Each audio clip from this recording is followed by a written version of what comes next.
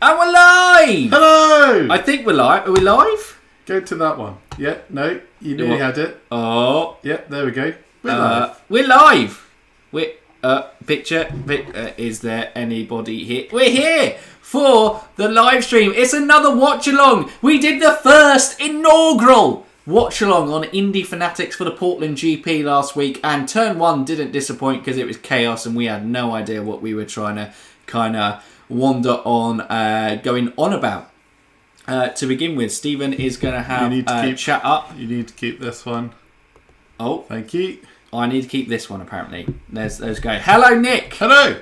First in chat, fantastic to see. Obviously, we had a really good live stream last time out, so we're excited. We're going to be here for Laguna Seca, and how we're actually going to break it down this time is as soon as the race finishes, we'll have a quick roundup in thoughts, and we'll then go on to not round up in thoughts of the race. We'll have a quick rounding off the race stream, 2-minute break, something like that, and we'll go into a race reaction of about 15 minutes afterwards. Yes. John, thought someone would go from this, is going, thoughts on the 2022 schedule. Well, it sees Iowa return... Whoa, pause. You need to do a tweet. I need to do a tweet. Stephen, you give your thoughts on the calendar. Then we can discuss the calendar that's just been released. Well, I say just been released this afternoon, or I guess morning for West Coast maybe.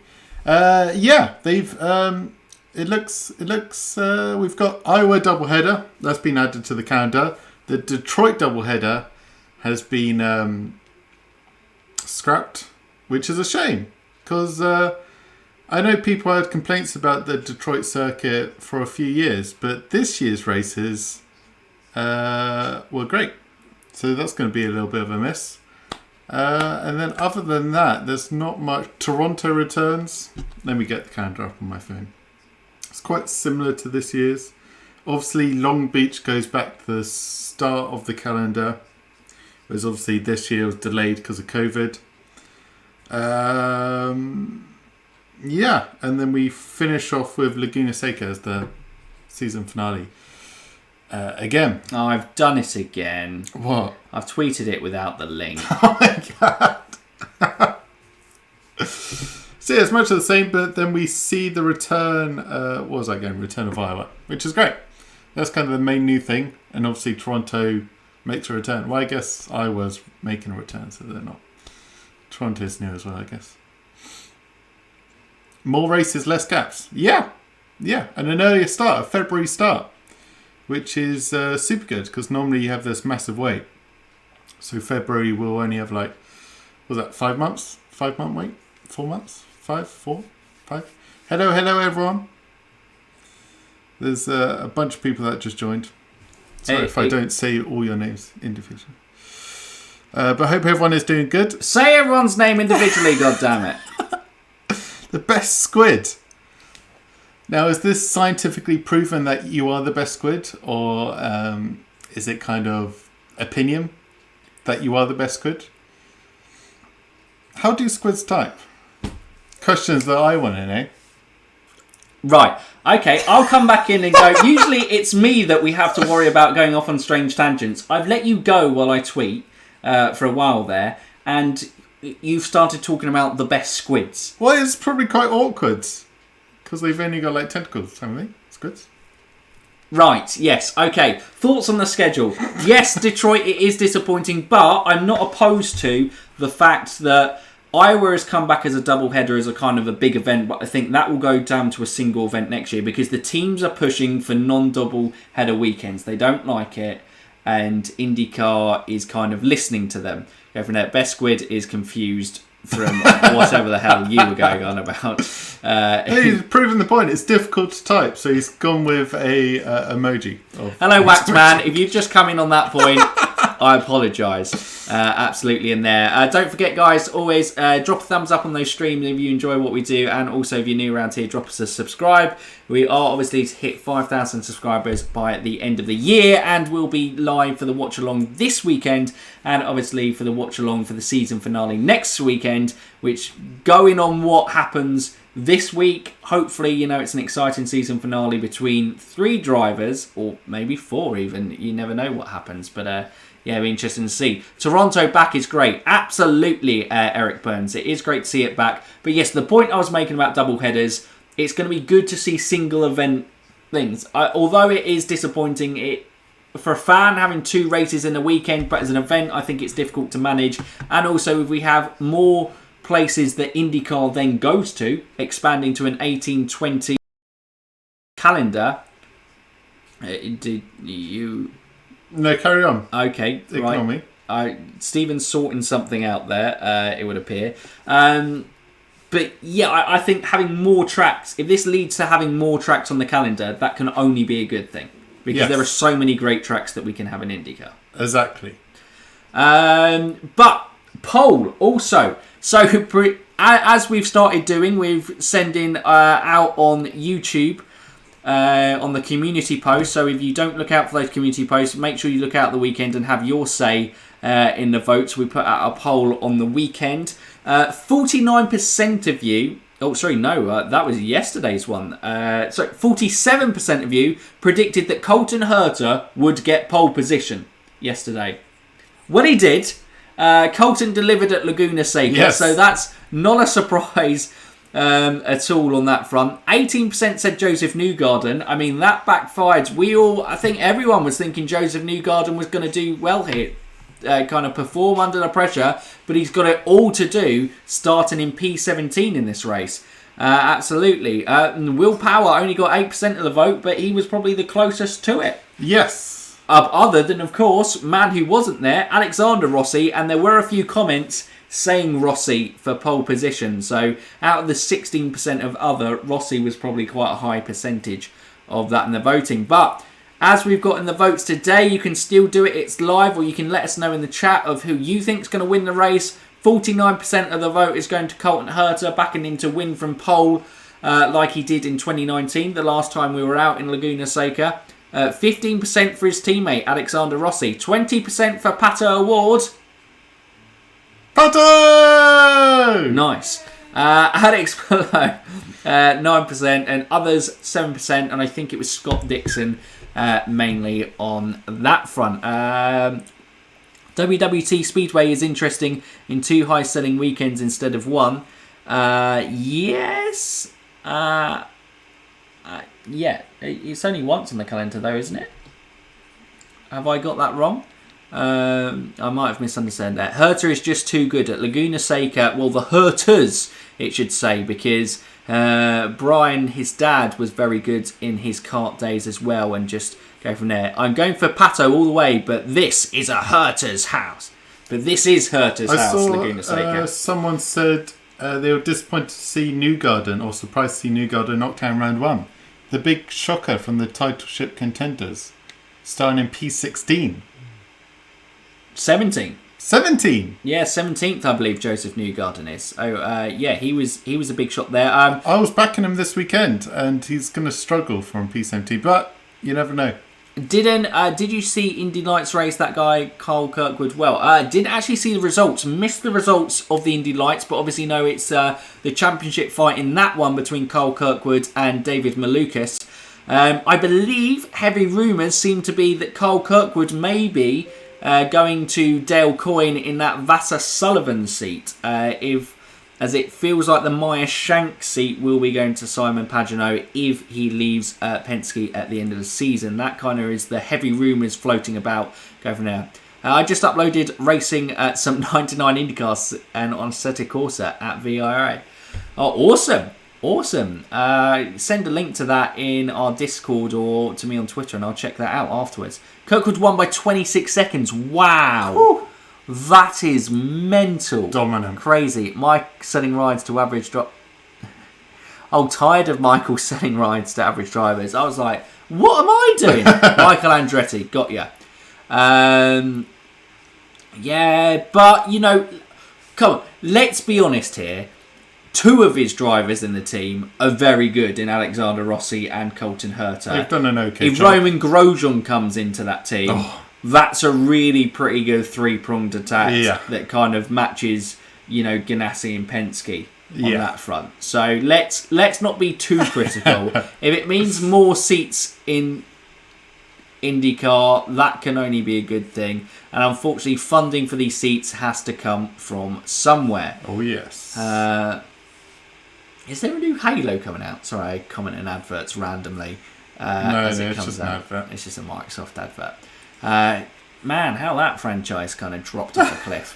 Right, if Hinch doesn't sign, then Kirkwood could have that seat. Yeah, I mean, I don't think Hinch wouldn't sign. It's whether Andretti want Hinchcliffe or not. Or it's the Harding-Steinbrenner fraction of the team, isn't it? Yes. Yeah. So it depends whether they want it. They will obviously have a say in who drives for their team. Not to mention that Arrow has renewed with McLaren, IndyCar team and F1 team for years. Yeah, awesome on the sponsorship. Yeah, McLaren, Zach Brown is Mr. Marketing. Oh, yes. In F1, he has done an incredible job in terms of boosting the profile of McLaren as a team and getting sponsors in there. And the Arrow McLaren SP team are only hugely going to benefit from that, as Zach Brown obviously oversees everything. Go from there. I don't know if changed, but Devlin De Francesco expected for Hinch's car. Yeah, that's the rumours I was hearing as well. So yeah, I don't think Kirkwood is anywhere going near the kind of Andretti main team. I feel like it is what it seems like, that Dale Coyne Vassar Sullivan, and I believe he is driven for a Vassar Sullivan entry in IMSA. Correct me if I'm wrong on something like that. Go from now. Zach Brown was there at Laguna Seca this weekend with Van Dorn apparently. Yes, he was. Interesting. Well, I guess Van Dorn may be maybe a guy that we see come across into the series, who had an incredibly successful junior career and currently drives for Mercedes in Formula E. But obviously, as Mercedes are pulling from Formula E, Van Dorn linked with McLaren before, drove for them in F1 alongside Fernando Alonso for a couple of seasons. I think neither party were particularly happy with how that relationship, not relationship like negative there, but how they weren't able to give him a car. Yeah. He wasn't able to really show what he's got. Arrow McLaren SP 2023 are looking to enter 3 cars into the series. Stoffel Van Dorn going this weekend, being noted around Laguna Seca. Maybe that's an early silly season rumour. Should just add, before we get carried away with Stoffel McLaren, he did speak to everyone. Like a bit like Alex Albon, he just spoke to everyone. So yeah, I'm sure he knew Zach, but he's been speaking to all the teams, I think. Yeah, absolutely. You know, these guys, like we said in that video, is IndyCar becoming more popular? More and more drivers are looking at IndyCar and going, you know what, that is a series that I want to be a part of, and that's great. Hello, Sam O'Gara. Hello. Welcome to the chat. Ricardo! Whacked man, I think that is a long stretch for the 2023 Arrow McLaren SP. I think Ricardo. I think Ricardo well and truly is kind of... Do a driver swap. Ricardo Fato. Arrow to McLaren is similar to Marlboro to Penske, Target to Ganassi. You need strong financial partners, absolutely. I think that could be... go from there. 11 likes on the stream already. That's fantastic, guys. If you are liking what you are seeing, don't forget to kind of drop a thumbs up. And if you are new around here and you like what we do, drop us a subscribe as well. A couple of F2 guys are in silly season talks, right? Yes. Callum Ilott. It feels, I think Marshall Pruitt is a well-informed guy within the paddock, and he released an article for the race, was it last week? Rounding up the latest of thing. Callum Ilott, a suggestion is, if he's doing these last 3 races for Juncos Racing, then there's a large probability that, you know, it's with the look of a long-term future in IndyCar, or at least for the 2022 season as a possibility, if not part-time. Yes. Dan Ticktum, his F1 career is over. He could be a serious British guy and a talent. I mean, it will be a bit like... I guess he will come with a similar sort of reputation of Ferrucci. Quick, but maybe questionable. Go from there. Look, I think Dan is misunderstood. He knows that he's done things wrong. He knows that he's the PR perfect guy in front of the camera. One thing you can't doubt about Dan Ticktum is that he is really quick. Christian Lundgaard obviously did well. Sorry. I was going to say Dan Ticktum reminds me a bit like Will Power. Yeah. very raw, but very quick. Yeah. You can either love him or hate him, which is a bit like Will. And I think Dan Tickton would be a fantastic addition to IndyCar because he's a proper racer and he won't really care. Yeah, and he will be quick. He will definitely improve the quality of this grid. Include with those youngsters, but obviously the likes of, you're running out of seats because David Malukas is probably going to get a seat. Cole Kirkwood surely has got to get a seat in terms of that. Oliver Askew he spoke about he doesn't have any firm options for IndyCar, but obviously qualified in the Fast 6 yesterday. He is still an option for that number 45 car going into the next season. Who else? Devin DiFrancesco potentially getting into the main Andretti team.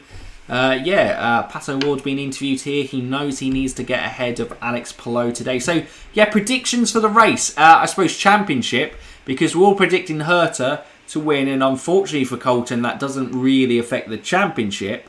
But looking ahead to the race, who do you think is going to come out on top? Does Alex Palou extend his lead? Do you think Pato can beat him? Is Joseph Newgarden somehow going to, work a little bit of luck with cautions and strategy to come out on top? What are you feeling? Today, Yeah. it's got to be advantage Palou, hasn't he? Highest starting championship contender. Dixon's P9, isn't he? Pato's P6. It's going to be advantage Palou. And after last weekend, he looks pretty incredible. He's looked incredible all year on race day.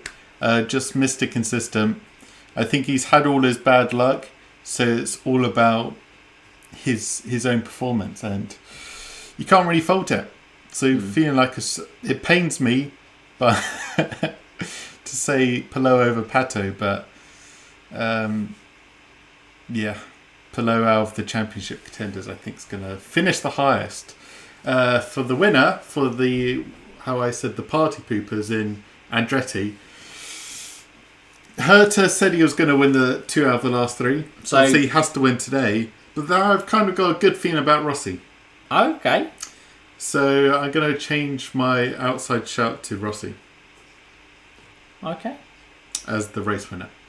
Fair enough. There you go. You've changed it. Outside win. Those are my thoughts on the race. Keeeeeeeeeep, Malone, Herta for the win. Very dominant at this track. Absolutely. Herta's in general.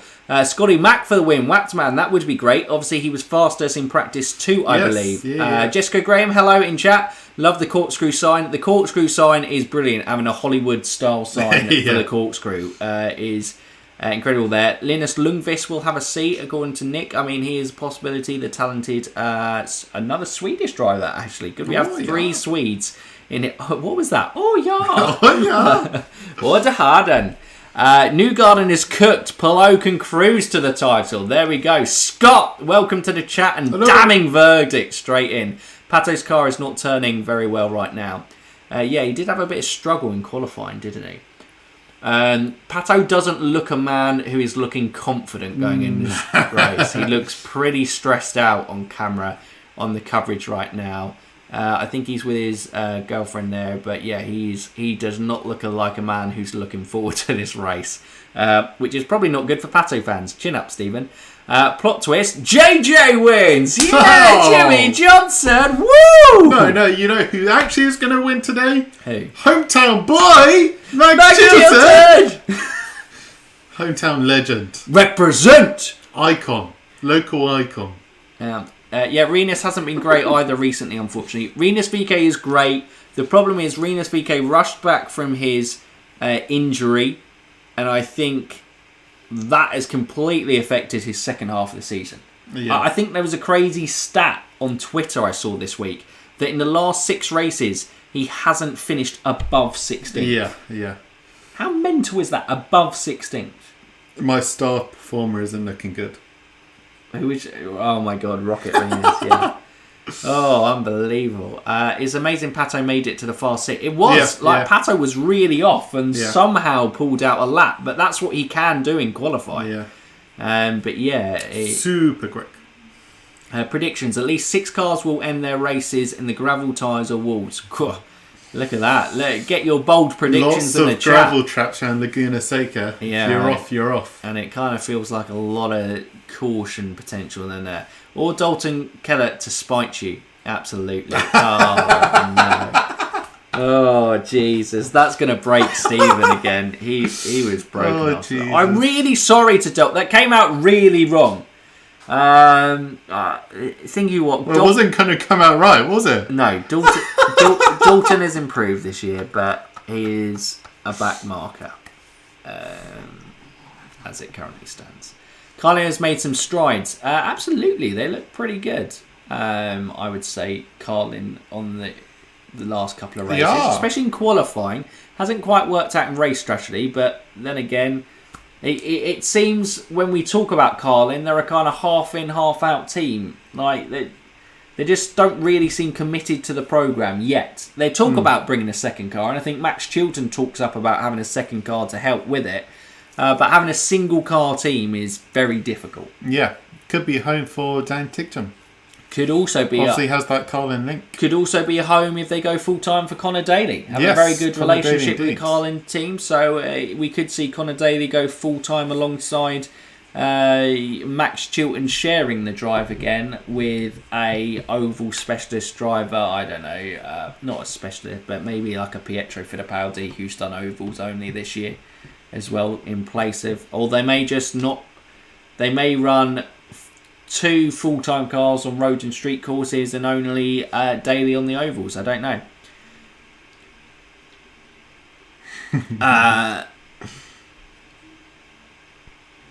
It's even tougher when that one driver's Chilton.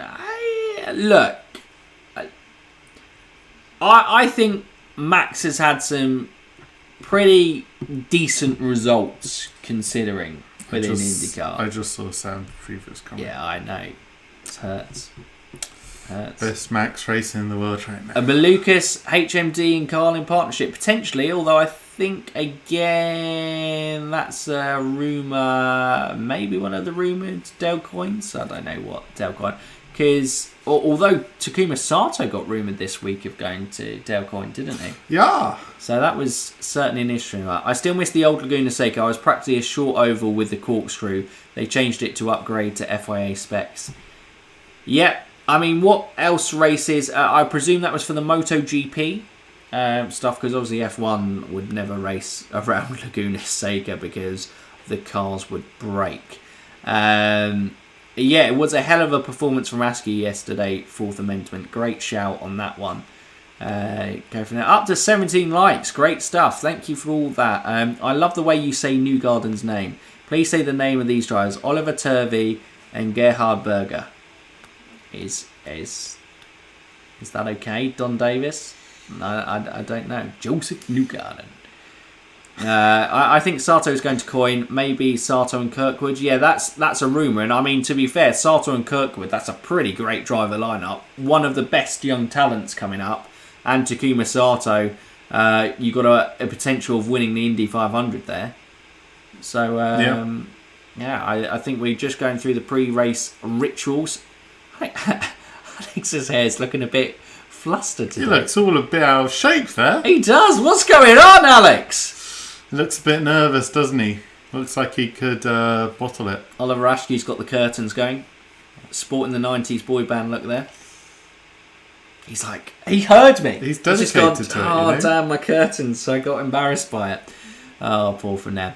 Yes, MotoGP, there is a video on YouTube of a 2004 spec Ferrari around the track. Mind blown. Yeah, I bet that would be crazy. But yeah, modern F1, absolutely no chance going. Askew to the 45. Sad the reigning Indy Lights champion doesn't have a ride.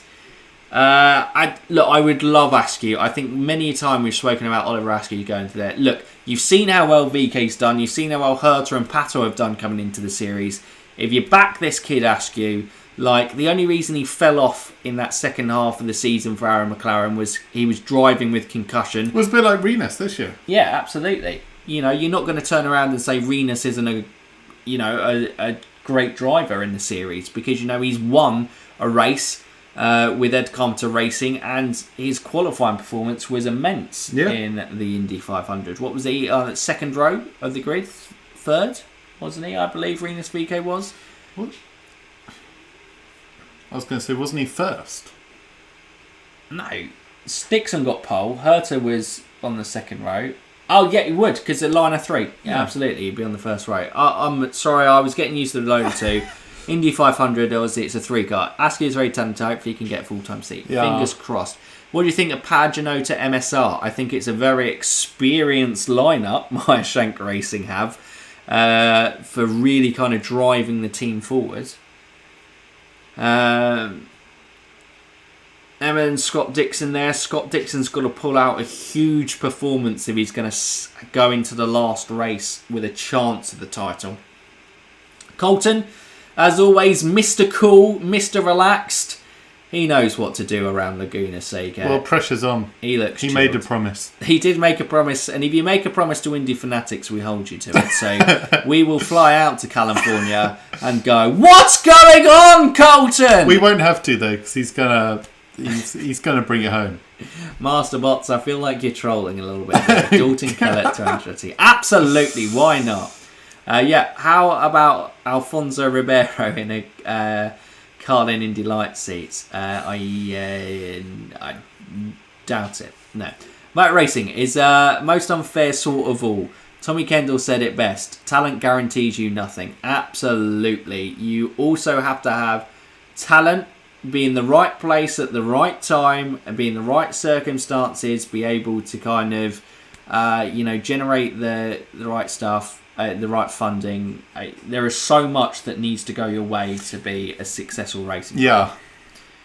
Now try to figure out how far or behind you guys are compared to me.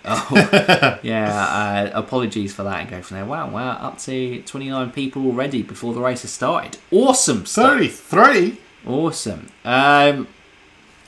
Ribeiro actually is a fairly talented driver. He's won the Long Beach Celebrity Pro Race before. Oh, has he? Interesting.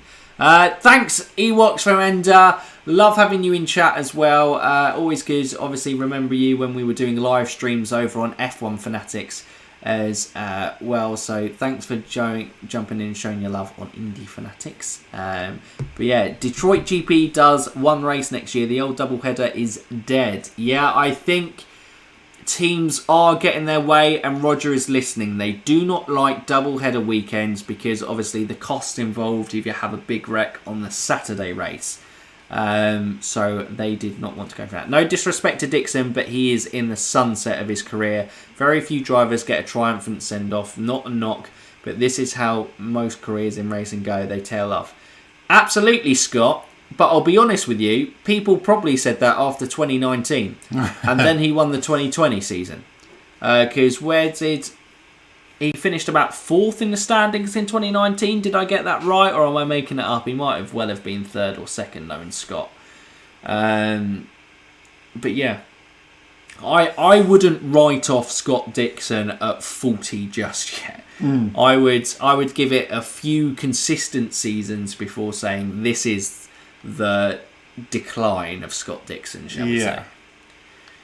And I was like, oh, look, he was just on screen. But obviously it was Alex Pallot's PNC Bank livery last week.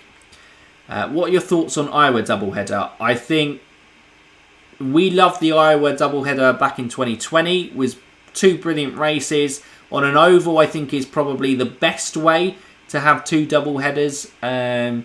Rather than 2 kind of road courses or street courses. I think that's the best suited element. But I fully expect Iowa to be a doubleheader next season, but be a 1 race weekend there. I think we are going to go to single race events. I think double headers are going to be a thing that are kind of pushed out of thing of the past. Yeah.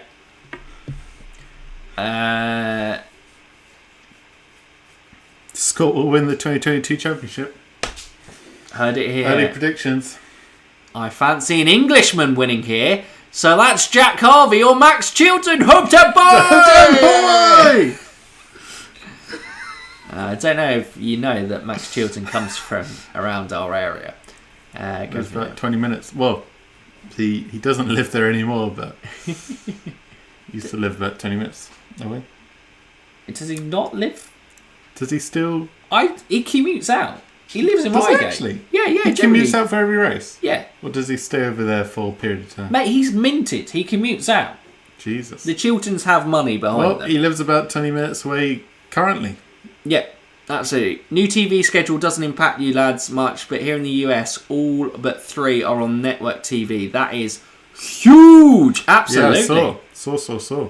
That is huge for IndyCar and shows how good a negotiator Roger Penske is. We've just got the standings up. Obviously, Pelot's on 477, Pato's 25 points behind, Newgarden 34, Dixon 49, Ericsson mathematically still in the championship on 75, but all but done. But yeah, it has been Marcus Ericsson's best season in IndyCar without a shadow of a doubt. Harvey will win next year with Rahal. I think he will. I think he will. He's been so close this year, but Watchalong Racing just haven't been there. I'll be honest with you, I'm predicting a really good season for Rahal, Lettman, Lanigan next year. Mm-hmm. I think if they go with a 3-pronged attack of Rahal, Askew and Harvey, I'm really excited about Rahal, Lettman, Lanigan as a team next season. Yeah. In terms of competing for race wins from there. But yeah, it's so glad that IndyCar is getting that more exposure on network TV. Oh, yeah. Sorry, I know I'm jumping a weird tangent from network TV, but I was just thinking about Watchalong Racing, talking about Jack Harvey leaving the team. Thinking about their potential mixture of Elio Castro-Neves and Simon Pagenaud. They're just going all in on the Indy 500, aren't they? Pretty much. They're like, well, we've got 2 full-time cars, but 500. they probably saw the check from winning the 500 and go, let's do that. Yeah. Let's do that some more. They've basically got 2 guys that run, well, Pagenaud 1-time winner, but all these runs were at the 500, and Elio 4-time winner. They're just doubling down on the 500. Crazy. Yeah, David was pretty hot on that. We would have got a breaking news video out, but like I said at the moment, I am moving into new flat, so obviously videos are up in the air, but we're still here for a race watch. Oh my god, nearly kind of gave wobbly there. I'm still here for a race watch. We've got a new mic. Yeah, we do have a new mic. Do we sound better? This is the mic. I mean, that's not the I don't know mic. why I'm offering that up. That's I thought I had to show something. Yeah, there it is. We've just seen it on it. We've got a new mic, so hopefully the sound is just a bit more crisper, shall we say. We're innovating. Absolutely. Hello, David Xavier. Welcome to the chat. Who's your favourite for winning tonight? Colton Herter. Alexander because he Rossi. promised it for us. And Stephen's gone Rossi. I don't know why I'm doing a cross. It's the new symbol for Rossi. It's going to be the cross. Rossi! Can you tell me when they say start your engines? Yeah, kinda, but we don't have the go. Mike's Mike. You got it, Fourth Amendment. You got it. This mic is brought to you by Mike's microphones. Rahal absolutely more competitive next year. Yep, go from there. And no disrespect to Plo or anyone else. I don't like any race to have double points. I agree. The championship fight would have been even closer if it wasn't double I think points. Scott Dixon would have been closer. Pato would have been closer. Ericsson surely would have been closer. To be fair, I'm listing them. Everyone would have been closer to Pelot. Yes. Because Pelot finished second, so... Yeah. Yeah. So, I agree with that. Obviously, David Land's been a big one on that one as well. But IndyCar has so good competition now that it doesn't need gimmicks like double points. They got rid of it in the season finale. The Indy 500 is huge, but I think winning that in itself, you don't need the double points for the championship. It is huge to win, but you win the Borg Warner Trophy. You win legendary status within the sport. You don't need double points in the championship. It's still going to be the biggest race in the world of motorsport. Yeah, with or without double points. You're not going to suddenly go, it doesn't mean as much when an Indy 500 anymore because I don't get double points. Exactly. There's a large portion of people that watch the 500 that don't watch the rest of the championship. Yeah. So they don't care about the points. They just care about the spectacle of the 500. So you don't need double points. And then for the people who follow the championship, like, why do we need double points in this one race? Just enjoy it. Just enjoy it. All it is. Is IndyCar more of a show or a sport? Definitely a sport. Very competitive IndyCar. very competitive throughout the field. You go into any given race weekend. Obviously, as we've gone through the season, you've had clearer trends of drivers and teams who've just got their package together, and they're going to be more regularly going up to the top. I believe, who was it who wanted drivers start your engines? Okay, it's just started now. So that kind of links you up. Oh no, he's done. They've started the engines.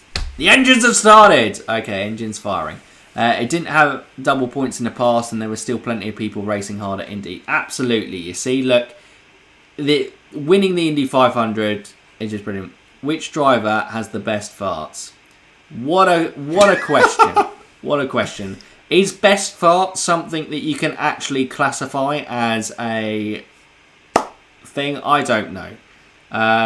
No idea. You can let your imagination go on that one. Sport, more interesting than F1. Here we go. It starts there. Evening, fellas. Evening, John Hilsey. Great work from you both, D. Cheers. Thank you very much. Thanks for jumping in. Hope you enjoy the race with us. When did it start giving double points? Very good question. I believe it was around the early 2010s. Someone in chat correct me if it's wrong. But I believe it used to be the 500 events were double. So like Pocono,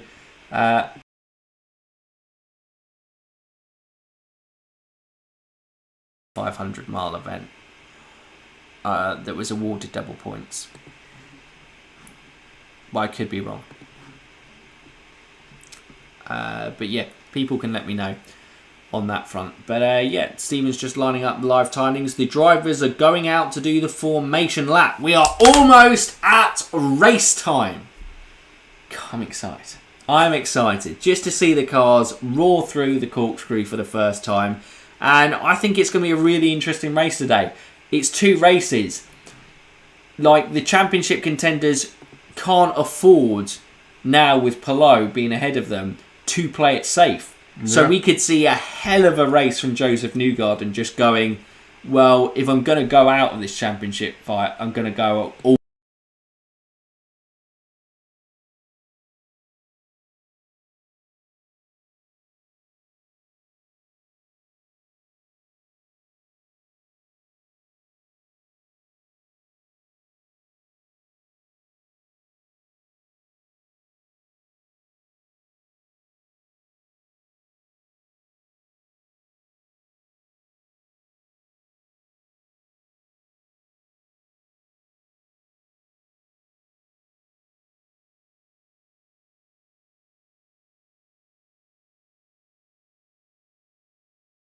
Within the top 13, they're going to be the main players within the game, but obviously when we are in pit stop sequence and sorry, I just said the corkscrew screen. Just going to buzzword corkscrew. Obviously, one of the early talking points was Roman Grosjean bending it coming off the corkscrew. Yeah, in the pace car. Oh, look, I fluffed this. There we go. That's perfect. Audio's back. Oh, did our audio go? Oh, the live timers, I may not have set the audio. Okay, before the race starts, I'll quickly try to fix this.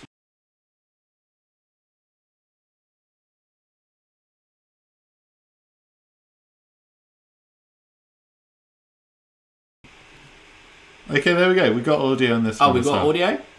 Yeah. Sorry. I was going to do a countdown to it. I got exciting. Sorry. Sorry. Audio check here. Does everyone have audio? Should we check in chat? I mean, let's just check. Have we got the audio back from there? It's back. Okay. Cool. No problem at all. I'll keep chat on for the moment. Yeah.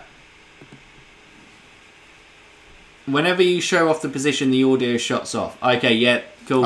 We sorted it. No problem at all. Maybe. Cheers, guys. We've sorted that before the race. Exciting.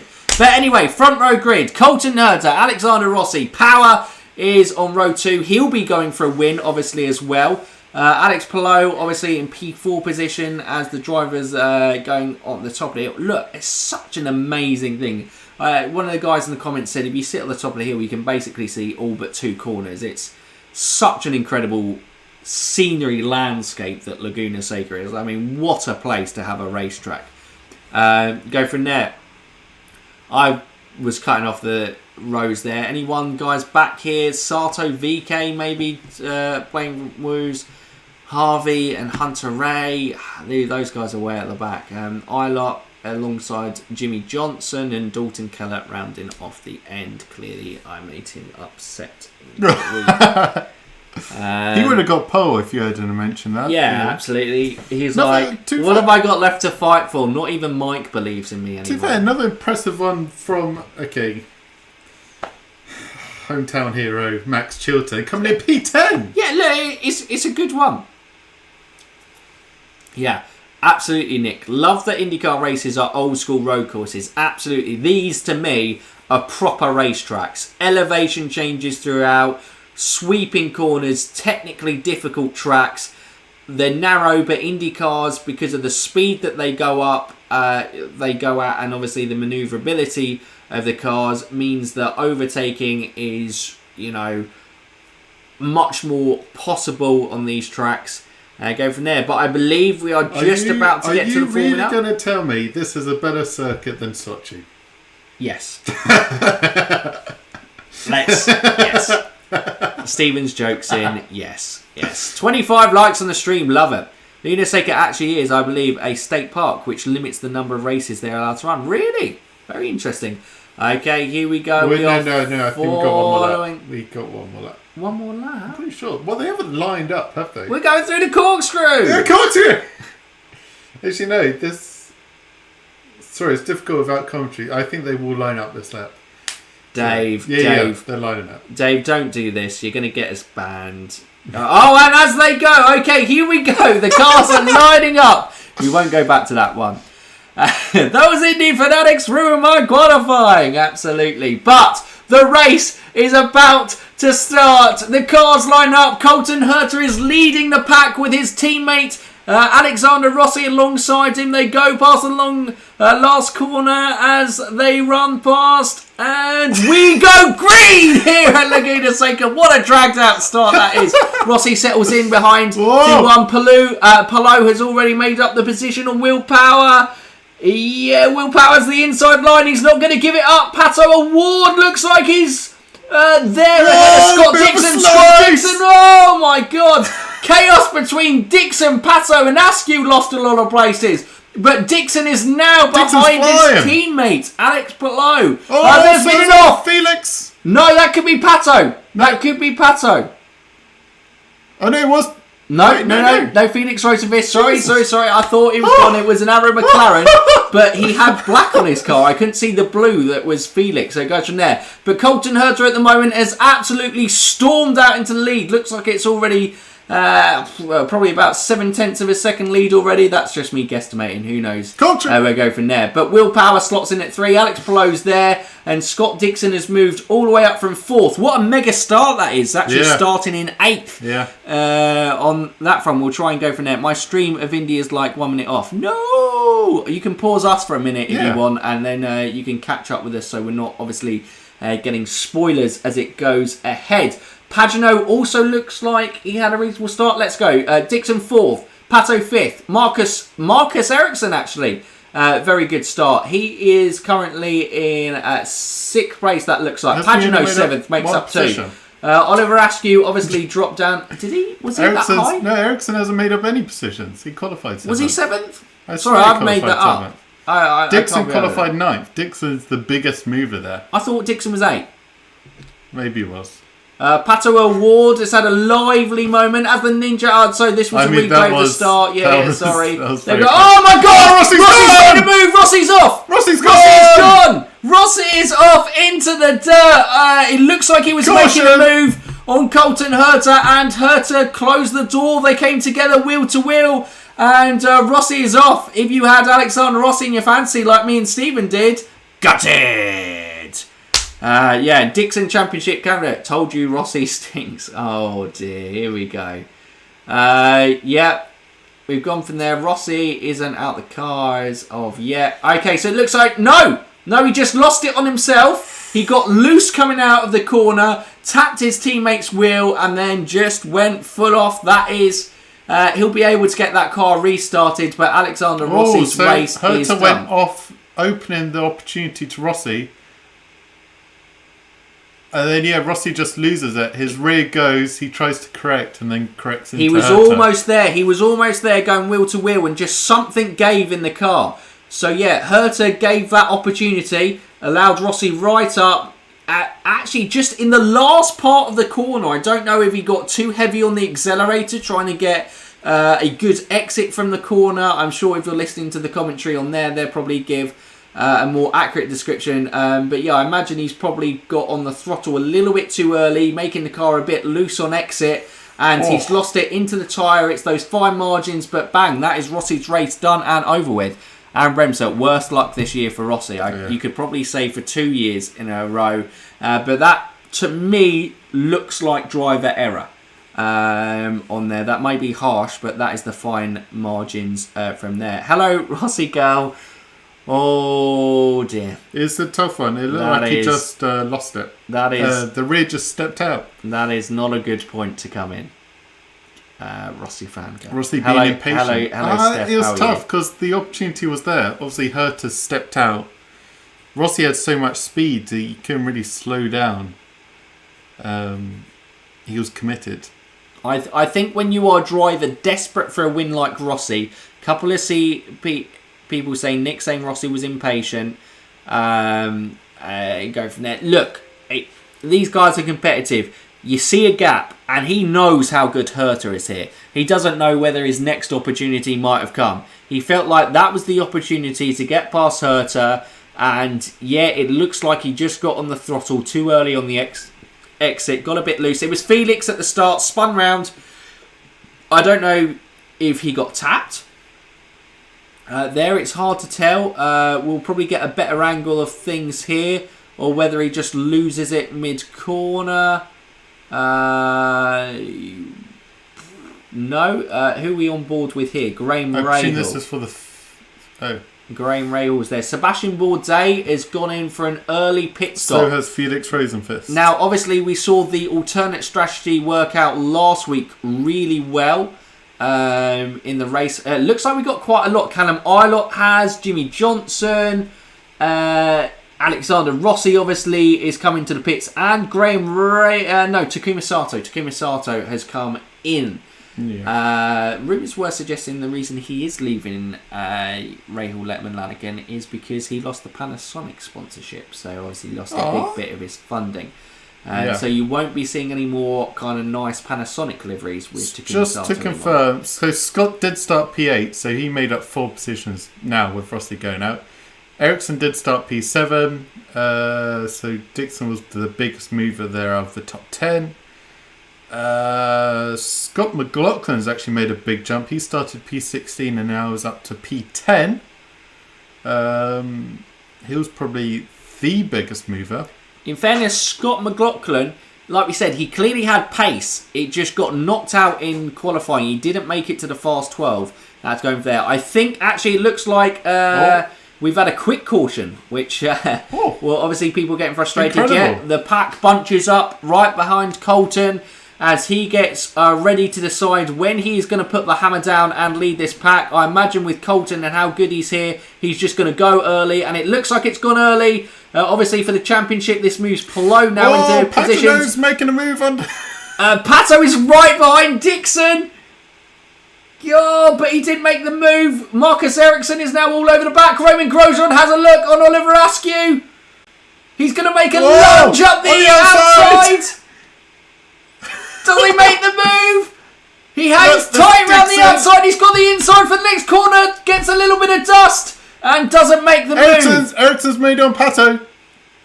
Oh my God! I sorry, that's probably more important for the championship. But Grosjean and Askew with fantastic wheel-to-wheel battles there. But Ericsson, and this is huge for Palou in the championship. Dixon and Ericsson, 2 of his Ganassi teammates, are now ahead of O'Ward. They can now play the teammate game. They can help him support if they can't themselves get ahead of Alex Palou on track today.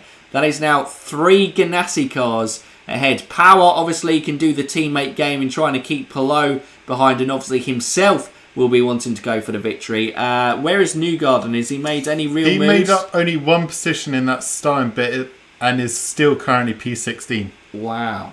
Wait, my timing is being updated.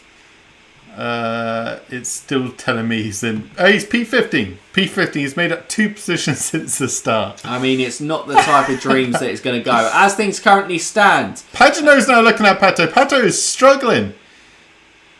I don't know. Remember, Pato is on those black primaries. And he will be suffering early doors. Again, they've gone for the alternate switch on strategy with Aaron McLaren on SP. Unfortunately, it always seems to be the case. They seem to be on the wrong strategy at the wrong time. I'm okay. Well, I guess there's never a right time to be on the wrong strategy. I'm okay. As now Oliver Askew is having a look in that Hy-Vee. I think it's Mountain Dew livery car this weekend. But yeah... Pato is sliding backwards at the moment. He's got to make sure that he stays intact with this leading pack as we go. I'm okay, it's fine. Not sure that the teammate game is being played. These are highly paid professionals whose job is to keep others behind. Yep. Very true, Scott, but it certainly doesn't help Pato's case with 2 of Pallou's teammates being ahead of him. And he's now got Newgarden's teammate ahead of him. Absolutely. So if they can drop off and just focus on defending rather than attacking their positions themselves... They don't have to worry. Pato's not there. Yeah, he's just dropping like a lead balloon. But yeah, at the moment, Paulou has extended that lead to 34 points over Pato Ward. Scott Dixon's in the 50s.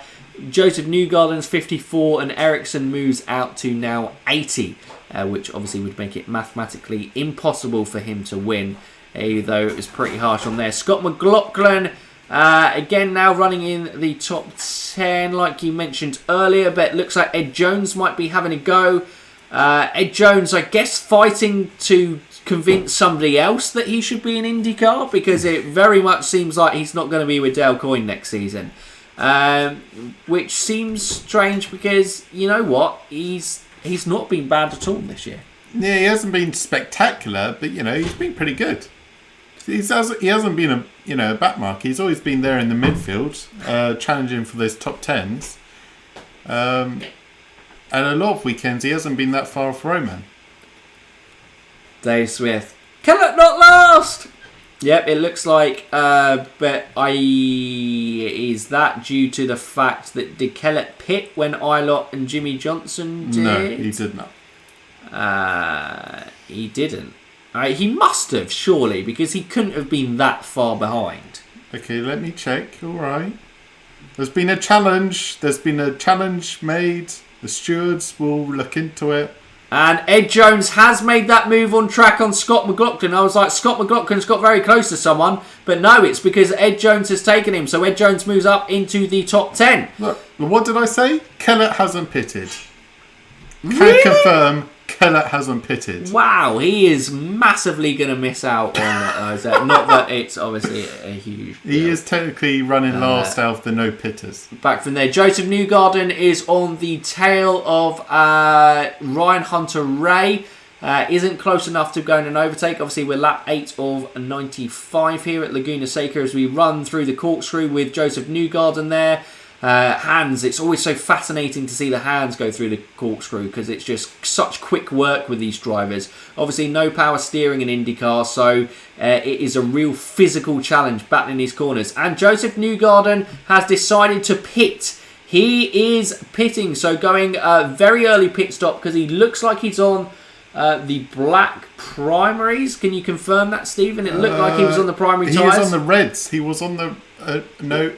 He's now on the reds. Yeah, he had the blacks. But he had the black primaries on. So clearly the primaries are looking like a tyre that you just want to get out the way because obviously you have to run both sets of tyres in an IndyCar race. You have to run the alternate sticker reds and the primary black tyres. We're not plugged in. We could die. Oh God, we're not plugged in. Wait, I thought we were plugged. Oh no, we're not. We could die. Stephen's just gone. We could die. Okay, we're plugged in. Relief, guys. You almost lost us. I was like, what's that notification up there? Strategy, his only chance. I believe that is in strategy relation to Joseph Newgarden. Steph changed into my Helio jersey so I can now at least drink to someone who's physically driving. I mean, Castro Never's down in 18th. Is Ed Jones did make the move on Scotty. To be fair, Scott McLaughlin was on the black primaries, and he was one of the biggest movers at the start.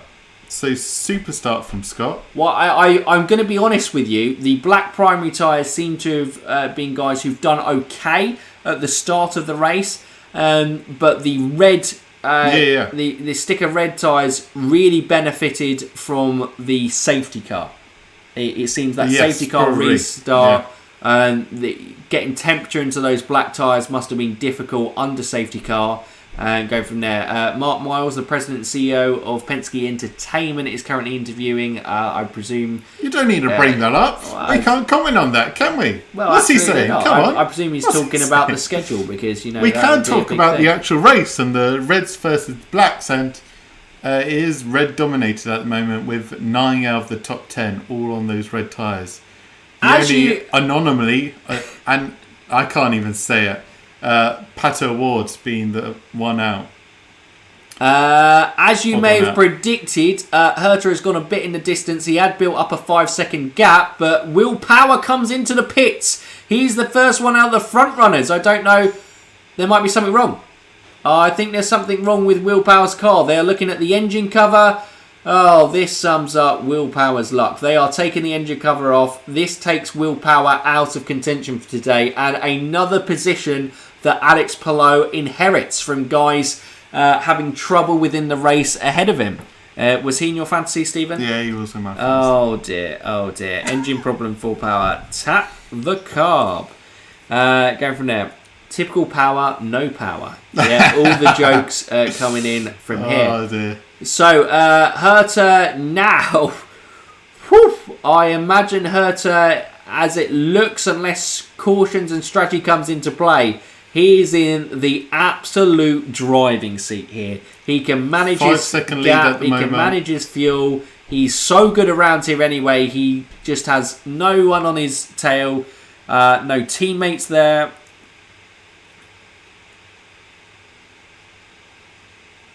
Honestly, Waverod. Honestly, how could you? Power has a power problem. Colton Herta's best lap is 7/10 quicker than anyone else. I feel like it's another Nashville case.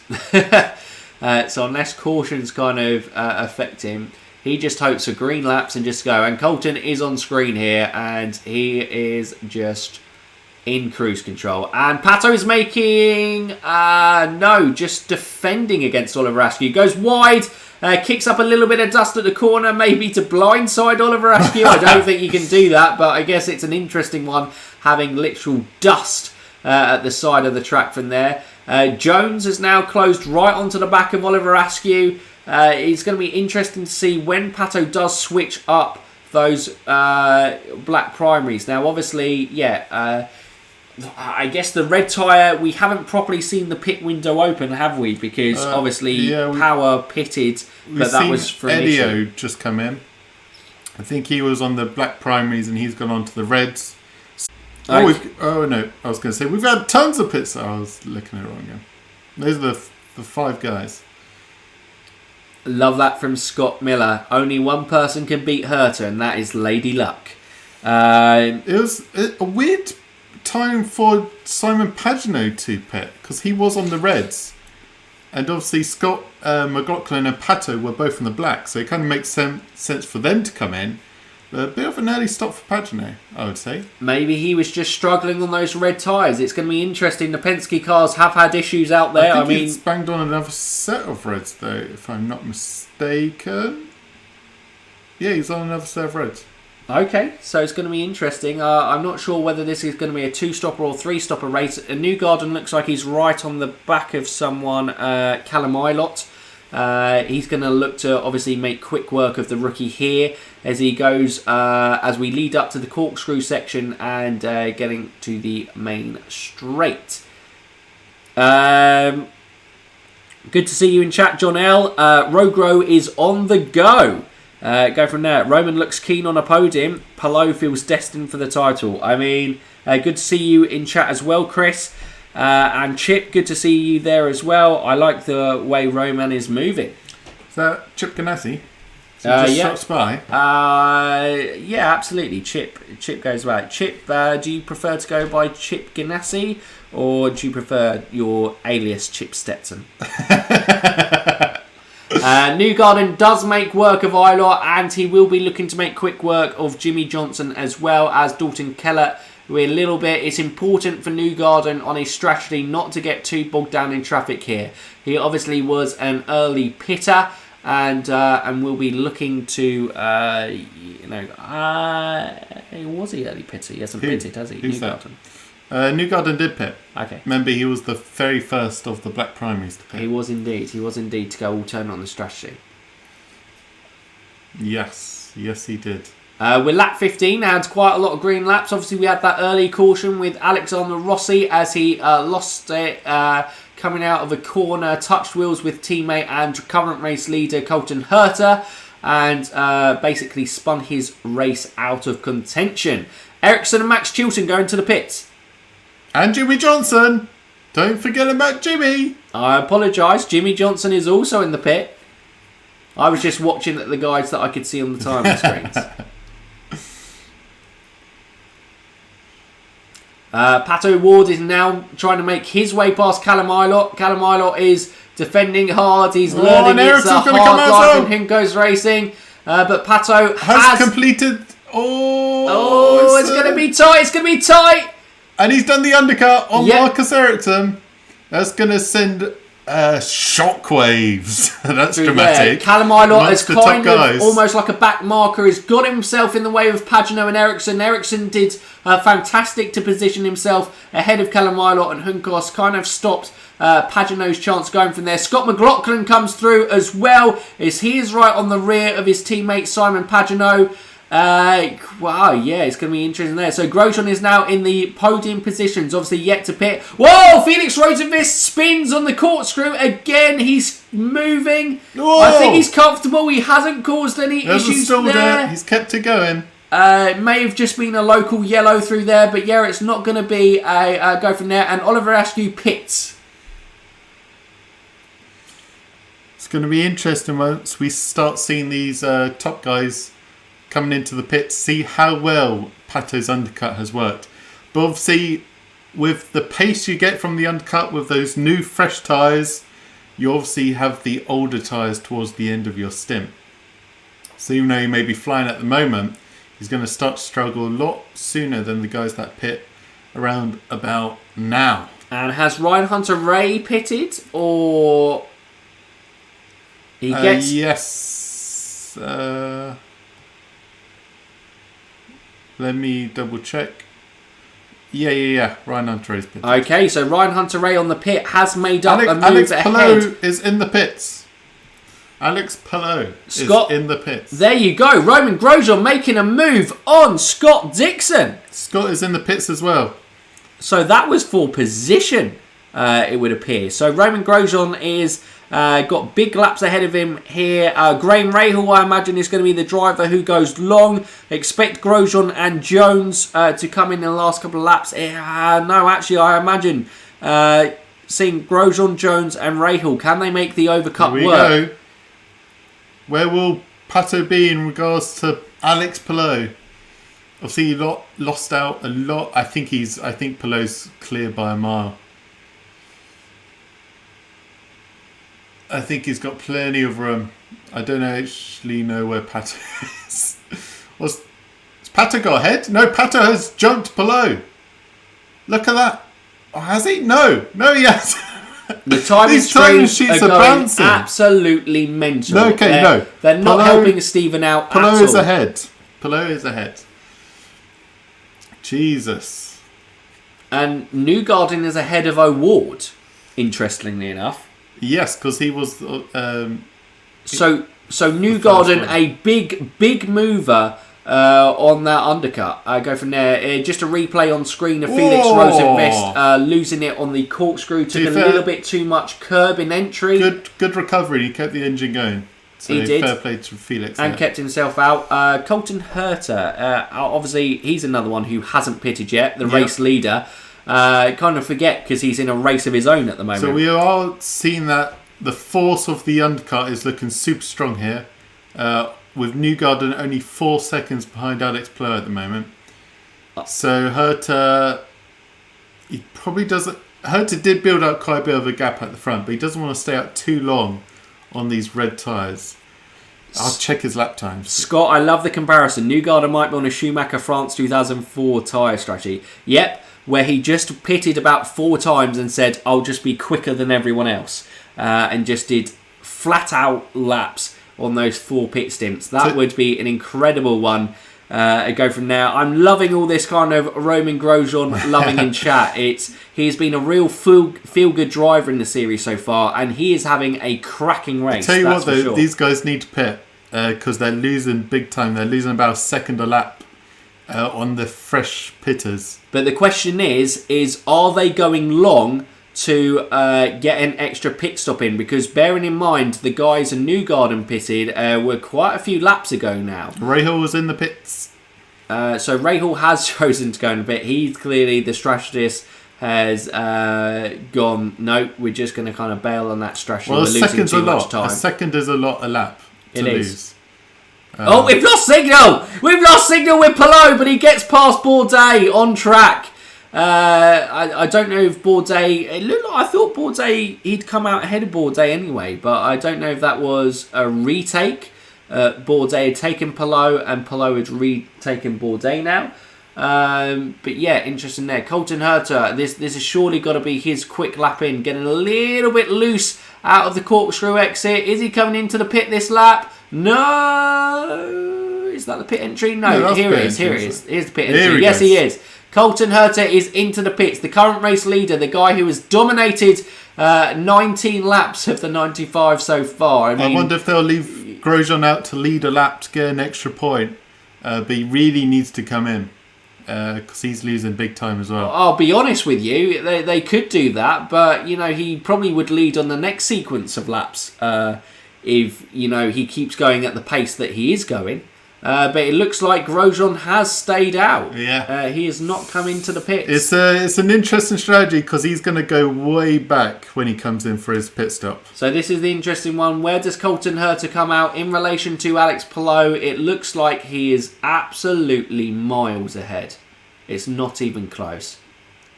There's Sato.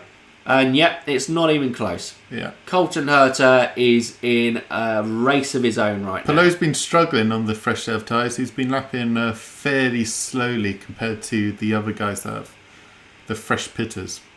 Although saying that, Palou did just bang in a 1:13.5, which is the best. Me saying Palou was going a bit slowly, he banged in one of the fastest lap of the race.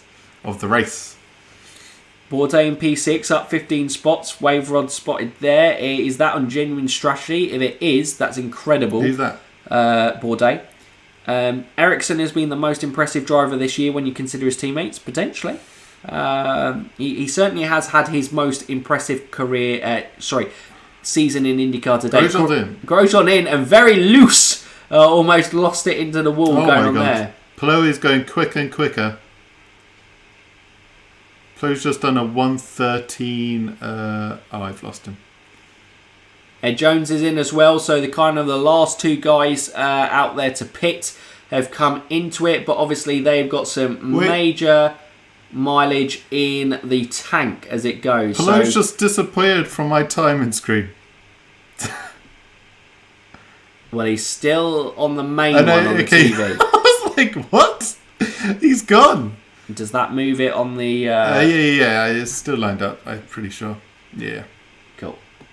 I was going to say Palou did a 1:13.1, so he's absolutely flying at the moment.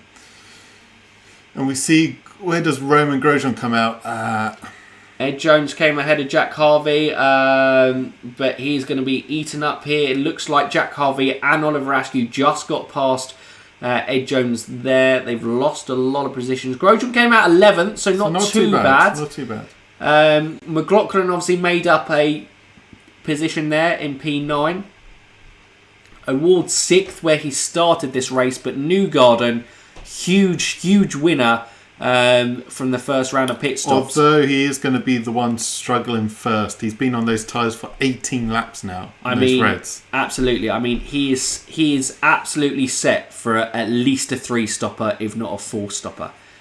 In this race as well. Interestingly enough, Colton Herta went on to a set of black primaries. Sorry, I suppose also you could say a big winner is Takuma Sato currently running in second. Sato needs to pit though. Yeah, and he'd already pitted. He pitted 18 laps. Yeah, like Joseph Newgarden. So he's on Newgarden's strategy and he has just actually lost that position. Grosjean again looks like he's going to go around the outside of Scott Dixon. Dixon pushes him on. Grosjean holds on. He's got the inside going in the corner and Scott Dixon holds on to the move. But this is going to be great. Roman Grosjean is absolutely loving Laguna Seca. He's a guy who has just been full send all year. And with Dale Coyne, he knows he's just going for the best possible results. He doesn't have to think about championship because the championship was never going to be on in his rookie season with Dale Coyne. No offence to Dale Coyne as a team, but just through the structure of the team in terms of financial backing and obviously coupled with Roman Grosjean's experience within the series, it was always just going to be get the best results they can. And, I mean, 2 podiums this year has been absolutely fantastic. But can he get another one today? He looks on fire out there. It's going to be a challenge. But note on Salto and Bourdais, they're not quite on Newgarden's strategy. They are 5 laps longer than Newgarden. So they're in a bit of a weird place right now. You can't really... It's difficult to place where Salto and Bourdais truly are. I guess they are in P3 and P4, but... They're going to have to do a wild stop at some point. It's nice to see racing that doesn't become bumper cars, absolutely. I think that's a dig at Formula E. Jones got mugged! Daniel Travato. Good to see you in chat. Glad no one crashed into Bourdais yet, Best Quiz. Just a absolutely. Note. You missed 2 overtakes here. Pato got Newgarden and Ericsson's got Newgarden and Simon Pagino's got Newgarden. Is there an issue with Newgarden's car or is his tyres just dropping off a cliff? Scott McLaughlin's going to get Newgarden. Imagine Joseph Newgarden to pit this lap. Joseph Newgarden must pit this lap. He obviously, same with Takuma Sato, was on that strategy. They've been on the tyres for 20 laps now. Sebastian Bourdais is also on that strategy. Newgarden's been on those tyres for... Newgarden did not pit. So he needs to obviously hit a fuel number or get some things. But he is dropping here. His teammate Scott McLaughlin. Joseph Newgarden goes to defend it, but he can't fight it too hard. Scott, hold on here though on the inside. Absolutely. He makes that move easy. And right he goes. He can take them both. No, Joseph Newgarden goes there. Joseph Newgarden, big time, after making such moves on strategy here, looks like he's losing out big time. Those tyres have dropped well and truly off the cliff. Did he have a moment somewhere? He might have done. Because he has just completely lost temperature in those reds. Sebastian Bourdais on those blacks as well for...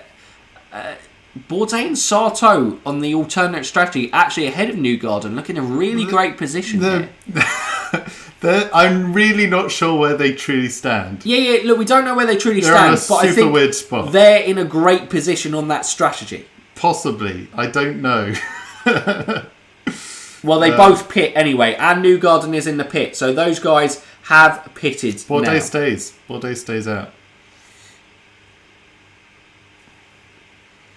Pato will move up into the podium positions probably next lap after Bourdais pits. Damage limitation at the moment. Absolutely. Rogro has been re-energised by the chance to be competitive and he has made the most of it. Yep. This is what everyone is missing. Cars that can take some beating. Yeah. The cars need to be brilliant feats of engineering, but they also need to be robust. Well, I mean, wow, Newgarden is leathering it on the pit exit. He almost that is a really narrow pit exit. I feel like you always feel like you're going to like send it into the wall there. That is mental. Obviously, Rossi is out on track, but here we're getting a replay. Is there contact between Pato and Newgarden? No, Pato just pushed him wide. It looked like there was a little bit of contact there. Which left him open. Okay, let's have a look. Closer replay. We ride on boards with Pato Awards here. He makes the move there. And yet, rear wheel's tyre. The rear wheel touches Pato's rear right. Touches Newgarden's front left. The rear wheel. Oh God! Tyres connected, and Newgarden obviously suffered massively pace-wise, and that's completely stuffed him in his race. If you lose one position, because they're so close together, you're bound to lose more than one. Because you're obviously pushed out of the optimal line. Then everyone comes flying past you. Absolutely. Sebastian Bourdais was still out on track, and Marcus Ericsson has just taken the position there. Alexander Rossi is within the mix of the pack, but he's just there really as traffic, unfortunately, at the moment because of his race how it was ruined. Scott McLaughlin looks to overtake Alexander Rossi. Rossi fights, but not too hard. I believe Rossi's still a lap down, so this is just Rossi trying to unlap himself. Touche, Taser Cow. Absolutely, that's my blundering turn of chats. To be honest, Coyne is greater than Haas. Absolutely is. Absolutely. Dale Coyne is a great team. And it's giving great opportunities to either young drivers or drivers just needing a kind of a lifeline in their career. And Roman Grosjean. Like Roman Grosjean. I mean, Justin Wilson was a great example of that as well. Young drivers. I think Connor Daly started his career there. So, it's been going out. Robin is racing. Absolutely. Days of Thunder. So unbelievably, Bourdais is still going. He's on 23 laps on his black primary tyres. But he is dropping now. He must have been trying to get onto it. Good. Oh yeah, last pit lap. Lap 3, yeah. It is a weird thing they're trying to pull off at AJ Foyt. But who knows? It may come back towards the later end of the race. When you go on those risky strategies, you rely on cautions coming out absolutely at the right time to benefit you and put you in the right position. Yep. And to help you achieve those fuel numbers and to help you achieve not dropping too far on those tyres. It depends where Joseph Newgarden came. Is Joseph Newgarden in some clean air that he could easily make up some big positions again? Looks like Ryan Hunter-Reay is going wild with someone. Yes, he makes the position on Sebastian Bourdais. Sebastian Bourdais now really dropping on those black primary tyres. Like Stephen just said, there are 23 laps out there as well, and Graham Rahal is all over the back of him. I imagine he's going to take him on this main straight if he can get close enough in the draft there. Bourdais chooses not to pit for another one. So, yeah, really not sure what the strategy is from that AJ Foyt team, but hey, if it works out in the end, you never know. It is too early to say, 28 laps into this 95, how the strategy game is going to It's not looking too good at the moment. But it always looks bad when you are dropping several positions really quickly. Dixon has managed to keep Grosjean behind. Is that? Dixon has, really, really lost out in that first round of pit stops. Mega behind. He's basically nearly out of contention because Pato in third is 18 seconds off Alex Palou in second, who is 2 seconds off Colton Herta. So the top two are gone. The top two have checked out. Without strategy getting involved, this is a fight between the two of them for the lead. Everyone else is just a passenger trying to get the best result they can. I mean, we have to give credit to Alex Palou here. He is absolutely flying, and he's the only one on Herta's. And Sky Sports has done it again. They've gone to an advert while they're green. Great stuff. Sky Sports used to show the full race without any interruptions onto it, but now they've decided to bung adverts onto the coverage of IndyCar as well. So we have no idea what is happening. Stephen will just kind of run through the time Alex screens. Palou does have the tyre advantage, but I'm not sure if they're starting to drop off a little bit. Colton Herta did do a quicker lap on that last lap. He's been on those tyres for 12 laps. Pato's been on those tyres for 16 laps. So you got to expect Pato to come in soon. Because Because when did Newgarden? That was about 1820. So I think that's where the drop-off is for the red tyres. But Pato is in clean air. As mentioned, he's got about 18 seconds on Alex Palou. Rossi just overtook Seb and McLaughlin. So he's clearly still fighting on to get on the lead lap and hoping the caution's going to help him out later on in this race. Just to get some sort of kind of further up the field.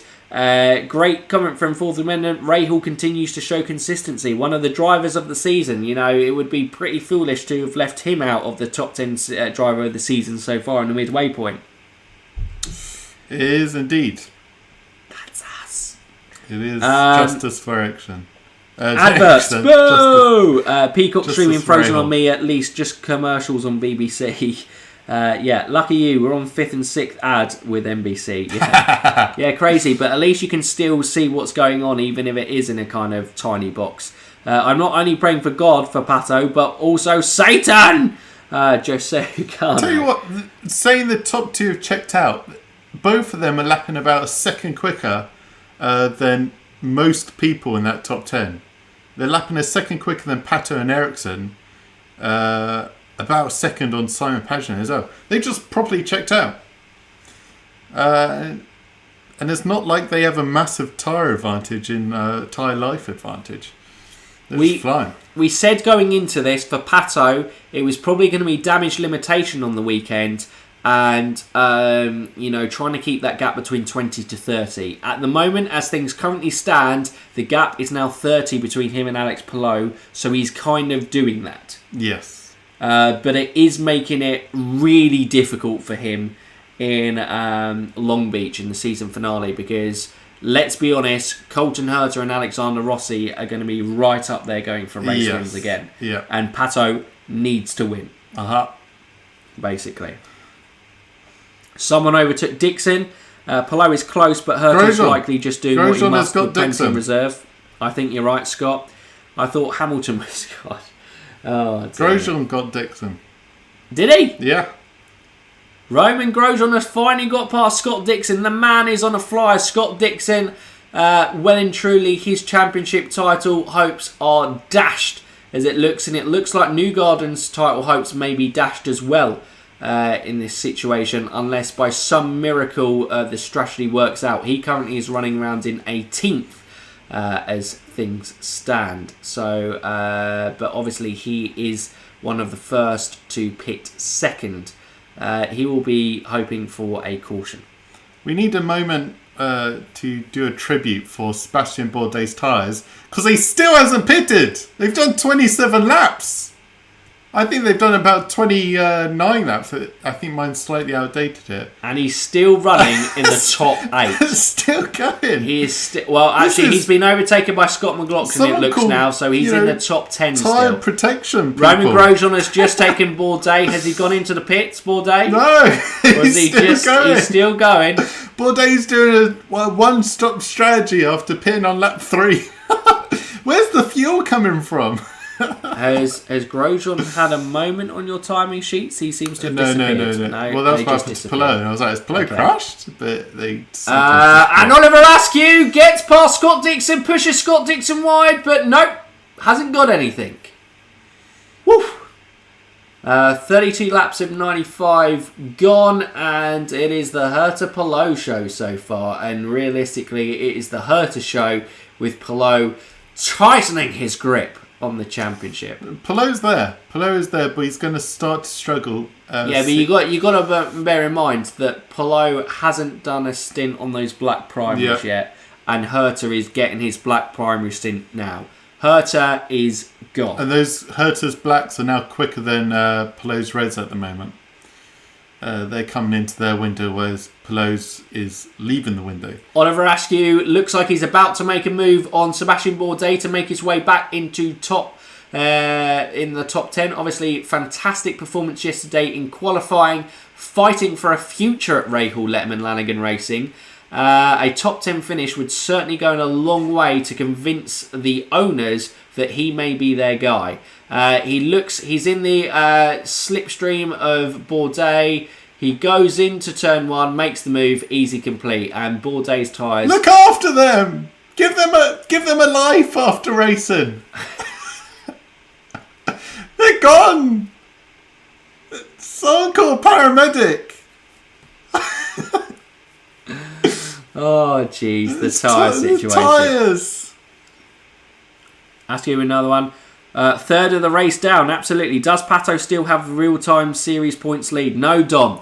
He lost that last weekend when Alex Palou won in Portland. Was a huge swing in the championship as Pato got stuck in an engine mode, I believe, and he was having issues in the race, which basically got him to there. Oh, Grosjean with another move on back marker Alexander Rossi. But he did it going into the corkscrew. Grosjean doesn't care where he overtakes. He's like, whew, this is easy overtaking compared to F1. I'm just going to overtake everyone. Ryan Hunter-Reay's now in the pit stop, Stephen. So who are the drivers? Oh, thank God! It's the celebration. Bourdais has come in. Bourdais has come in. The tyres may be salvageable. They may survive. Oh, thank God. They've been taken off. They can now enjoy retirement. Oh, those tyres. MVPs so far. I'll be honest with you. They didn't look in an awful state. Well, I bet the zoom-in shot on them is horrific. Yeah, I bet they'd be massively blistered. And that is Ed Jones making a move on Max Chilton there. That is for 14th and 13th position. Remembering, if any of you are new to IndyCar, every position is awarded points. You can probably go to our IndyCar Explained video if you want a full breakdown of the point scoring system, or you can find it on the NTT IndyCar series there. Palou, I think it's just an interesting line through that corner rather than losing it. But it didn't seem particularly an interesting line. I don't know. I am not an IndyCar driver. I think it was, as you say, an interesting line. Ryan Hunter-Reay having a great run for Andretti, gives him the wrong amount of fuel. Oh no. Oh. What? I don't know. We were on the radio with Palou, but I don't know what he said, because obviously we have the TV turned down because we can't have you guys. He was congratulating him on his first IndyCar championship. Yeah, it wouldn't be too far amiss absolutely after this, because how far back is Pato? Well, on Palou alone, I think he's about 23 seconds. Wow. But they are lapping about the same now. Colton Herta and Palou's lap times have dropped off. I'm not sure if they've gone into fuel saving. But they could afford to drop off. They were going about a second quicker than everyone else. So they've dropped off about a second, and now they're lapping about the same as everyone. So, yeah, they could afford to back off a little bit. They're getting ready to switch to the blacks. Absolutely, Taser Cow. So I guess that is where Pato can come back into play in this race, because we don't know what Palou's stint is going to be like on those black primaries. And now we've seen for some drivers out there, they have really struggled to maintain pace with the group. 23 seconds a lot. Blacks. 23 seconds is a lot. Yeah, you're going to have to hope for a moment as well. Roman Grosjean, made a move on Scott McLaughlin. Scott McLaughlin went for the switcheroo, but Roman Grosjean completes the move as he moves up into P7, with now 8 seconds separating himself and Graham Rahal, as he will look to continue to make moves up the track. But wow, Roman Grosjean, again, a bit like Road America, is providing the entertainment for this race. Yeah. Every time I look up, he seems to be making an overtake on track. My star performer, Rinus VK, is in 22nd. I just thought I'd give him a little shout out. Mr. G, Graham Rahal, how many races would he have been out of racing by now if he didn't have a famous racing father team owner to race for?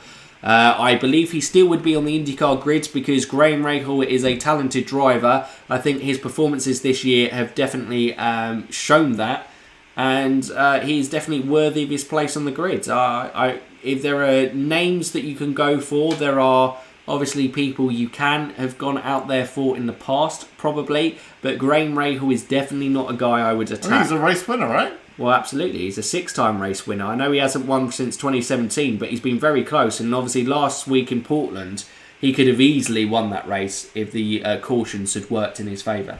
Yeah. He led many laps in that one.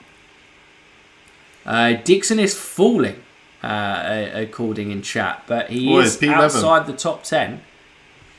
I'm not sure if that... No, see? Oh no, he is there. Look at that, P11. Scott Dixon is out the championship as things currently stand. But basically, yeah. With over half a race to go, this is IndyCar. Although things look set, you know, Alex Palou looks set to take a 50-point lead at the IMS road course Ericsson's bottom. just 3 races ago, and his engine failed on him. Dixon! And Dixon is out! Gone! Oh my God, Dixon is... He's kept to going, he's kept to go, someone's coming down though! Oh, Jesus! Dixon has been collected. That is Dixon out. Dixon is gone. Who was that backed up? Who is that man? It was Takuma Sato who lost it in the corkscrew. Dixon, obviously it's a blind crest over the corkscrew, had no chance of seeing Takuma Sato. They both kept it going, so it would have only been the local yellow. Obviously Takuma Sato comes into the pits. I don't know if Scott Dixon has come into the pits. That was a close one with Newgarden. He nearly collected both of them. Jeez. The latest victim to get sauteed. Oh, Jesus. They're on a commercial in US. Oh, guys, I'm sorry that. I hope you get a replay. But yeah, Takuma Sato, it looked like, lost it coming over the corkscrew. Scott Dixon, obviously, going over the blind crest of the corkscrew, ran into, or well, just about avoided Takuma Sato. Had to run wide and spin himself. But yeah.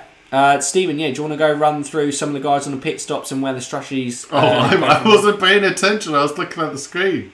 Pato in, Ericsson did pit. Scott McLaughlin pitted. Bourdais we saw pitted. Edio pitted. Connor Daly pitted. It was mainly Pato. The ones of note is Pato... Jack Harvey's just come into the pits. Ericsson pitted and Scott McLaughlin. But jeez. Scott Dixon. That was a big moment. And nearly ended Newgarden's race as well. He was dropping anyway. But Scott Dixon... where is Joseph Newgarden? Joseph Newgarden is right on the tail of Marcus Ericsson. Marcus Ericsson pitted, correct? Yep. So Pato managed to stay ahead of Ericsson, even though Ericsson pitted a lap earlier. Palou's coming in. Palou is coming in. He's clearly going for the early undercut on Colton Herta. It's going to be difficult to get it on those black tyres, but he's going to go for there. And yeah, he is making that switch to the black primary tyres. He needs to, so at least one more pit stop for... Alex Palou out there. I believe it is probably a war of attrition on those tyres out there, Stephen, would you say? Yes. It's going to be interesting to see how this stint goes for Palou on the primary blacks. We've seen, obviously, Bourdais. We're getting a bit of a replay here of the Sato Dixon. Jeez. Dixon had nowhere ready to go. The car just kept on going and the gap kept on closing. And yeah, crazy. I mean, yeah, here we go. Here's Newgarden coming over the crest. Almost collected both of them. So you can't see. Such quick reactions. And that's where you have so much respect for these guys. Because you just go, wow, just too much curve for Sato. Completely lost it. Rolled up the hill of the track. Felt the contact and just tried to keep the car going. Could Dixon have gambled on the inside? It's always... Isn't that what they're kind of taught to aim for where they are? Because they'll roll away, right? Sato should be penalised. That's an interesting one. Sorry. Isn't that how it goes? You aim for where the incident happens, yes, rather than try to... But then, because you're coming off a blind crest, you don't have time to make a decision of where you're going to avoid the incident. Dixon had no time. With a steep banking on that, you'd probably always assume that the car would roll down. Yeah. But it took a lot of momentum in the spin to roll up the hill as well. But yeah, that is pretty much well as things stand. Pato is 39 points down, Joseph Newgarden 52, Scott Dixon 70, Marcus Ericsson 91. But obviously Pato is closer than that because he's obviously pitted again and Palou is pitted. But look at that! Wow, 23 seconds. Tell you what, I think that Palou stop was more of covering off Pato. Because now they are on the identical strategy with a 22-second gap between them. It's the championship. He doesn't need to win this race. Modular Math, welcome to the chat. Thanks for saying hi. Nice move from Scott. It was a great move. Rahul on Palou's tail, absolutely. But he just pings into the pits as that is said. So this is going to be a really big moment for Graham Rahal. Had 18 laps on those sticker reds. Where's he going to feed out? And looks like he's going on to some more black primaries. Yep, Graham Rahal is on to some more blacks. Obviously, he had already run a stint on the... That is onto the Firestone blacks. Yeah, that's going to be tough. Yeah, because his first stint was on the blacks. It is. I guess what tyres you used up in practice. It's always a little bit more difficult to find out what tyres that they've got available for the race, I think. Yeah, a little bit more difficult to track. But is that Newgarden? Yeah, Newgarden has gone through. And did you say Pagenaud is pitted? So Newgarden is ahead of Rahal, Pagenaud. Yep, Pagenaud did pit. Again, obviously Dixon will drop way off. These guys just pitting now. Newgarden is on 17-lap old tyres, so... Newgarden kind of looks good in P7 here, but I think he's going to have to do an extra stop than everyone else. Well, Newgarden is absolutely praying for a caution. Yeah. He needs a bit of luck. He needs a caution. Colton Herta right now, he's praying that this race just stays green for the remainder of the race because he has absolutely smashed it so far. Yeah, well, I think Palou... It looked like Palou was covering off Pato, and that may just allow her to absolutely cruise through her. Well, it could be a strategical. They could be trying to do an undercut on Herta. It's difficult still. Will Andretti? Yep, Andretti are going to look like going to try to cover off that undercut, bringing in Herta now. They can afford to play the race safe. They don't have to take any risks here. They've led this race comfortably for now. Herta's got some good laps in on those black primaries. On the last lap, Palou did take a second out of Herta. But it looks like it's blacks for blacks. Blacks for blacks for Colton Herta. So that is an interesting one. Maybe we're looking at 2 blacks, 2 reds. Maybe potentially. I mean, there are a lot of laps to take up here, to be fair. So Palou's come around. This... Herta should be comfortable here. Although obviously Palou's going to have the warmed up tyres. No chance. Absolutely no chance. Not even in the same ballpark.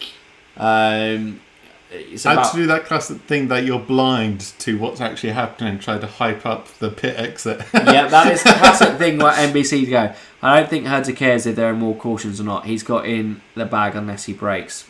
I think absolutely. Yeah. Absolutely, Scott. There, I think Hertas in Brian Herta and Colton Herta together are just too good at Laguna Seca. Yep. I mean, it was his second career win at Laguna Seca in 2019 when he was with the Harding Steinbrenner faction of the Andretti team. And this will obviously be his second race victory of the season if he manages to see it out. But wow, this is just such a frustrating season for Colton Herta, isn't it? Because Herta will be a championship contender next year. Yeah. Herta and Andretti they can't get it as wrong as they did this year in the middle part of this season. I just feel he could even still finish within the top 5, which, considering his luck and positions he's been in, would be mad. Pretty crazy, standing, wouldn't it? Well, if he wins these final 2, then yeah. Crazy. And he would be only the second guy to win 3 races this year. If he wins these final 2. So it looks like Scott Dixon's in the pits. Rinus VK's in the pits again, and Ed Jones and Roman Grosjean. Yeah, nice little appearance here from the Del Coyne boys again. Yeah. But Grosjean is on 24-lap old tyres, so don't expect him to hang around long there. No, the Del Coyne boys are on a really interesting strategy here.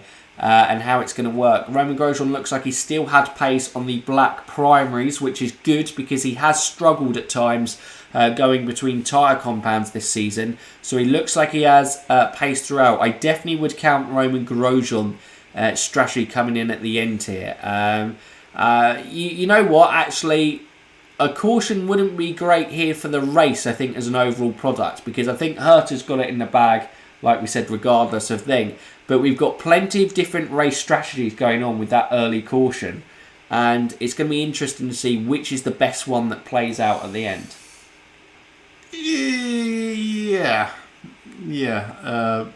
Personally, I don't think the Grosjean-Jones Bourdais strategies will come into play. Pato just taking Ed Jones here. To be fair, Grosjean is... He looks like the only one that could make that early pin strategy work. It's going to be very tough for him to get anywhere near that top. Yeah, Graham Rahal has just taken Joseph Newgarden as he now looks like he's getting to the end of these tyres. How old are these tyres now, Stephen? Newgarden's? Yeah. 21. So not as old as Grosjean and Jones, and they still have another pit stop in the bag. Yeah, Grosjean and Jones on 25 lap olds, they're getting to Bourdais levels of tyre abuse right there. Yeah, absolutely. Grosjean's in. Grosjean is coming into the pits. The question is surely no. I mean, what are we looking at? How many pit stops have we had with the front runners? 2 pit stops. So are we looking at a minimum 4-stop race here? Yeah, you think so. Fuel-wise, I think they have to do 2 more at this point. So there may be even some guys on the 5-stop strategy. Hello from Laguna Seca. Hello, Evan. I hope you're having a great time there. What part of the track are you spectating from? Yeah, Jones was also in as well. Sorry, we missed out that. But yeah, great. It looks like the Del Coyne boys, they've committed to this strategy and they're just going to see where they end up. Felix Rosenqvist looks like he has just taken... it's been lapped. Colton Herta, or was unlapping himself. Yes. To make sure that was he this kept Colton getting stuck in traffic? Opening a door for Alex Palou. That gap's come down to 1.2 seconds. As it looks like Herta is getting stuck in traffic here. Absolutely. Palou is now all over the back of it. I mean, if Palou wins the race here, it's game over. Yeah. Essentially. Well, Pato will nearly be out of mathematical contention if Palou wins. Look at this gap. It's coming down to nearly under 1 second. Newgarden goes into the pits again as he makes his 3rd pit stop. He is doing everything he can to pray to the racing gods right now to go. He needs a caution. Please right give now. me a caution. Right now. Well, it depends where he cycles to be fair, I guess. For the team game here, Felix needs to move over and then hold up Palou. Because Felix holding up Herta is not helping Pato. As that gap is now under 1 second.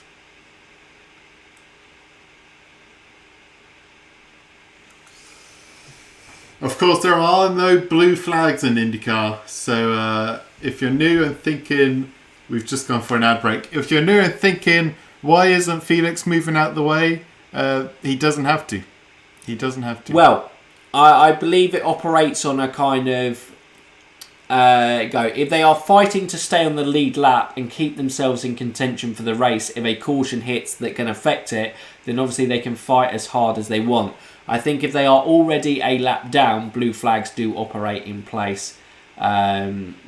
Because, it's almost like a gentleman agreement in terms of that bit with the blue flags. But keeping yourself on the lead lap, it's fair game, absolutely. And it is making this fight exciting. Yeah, for sure.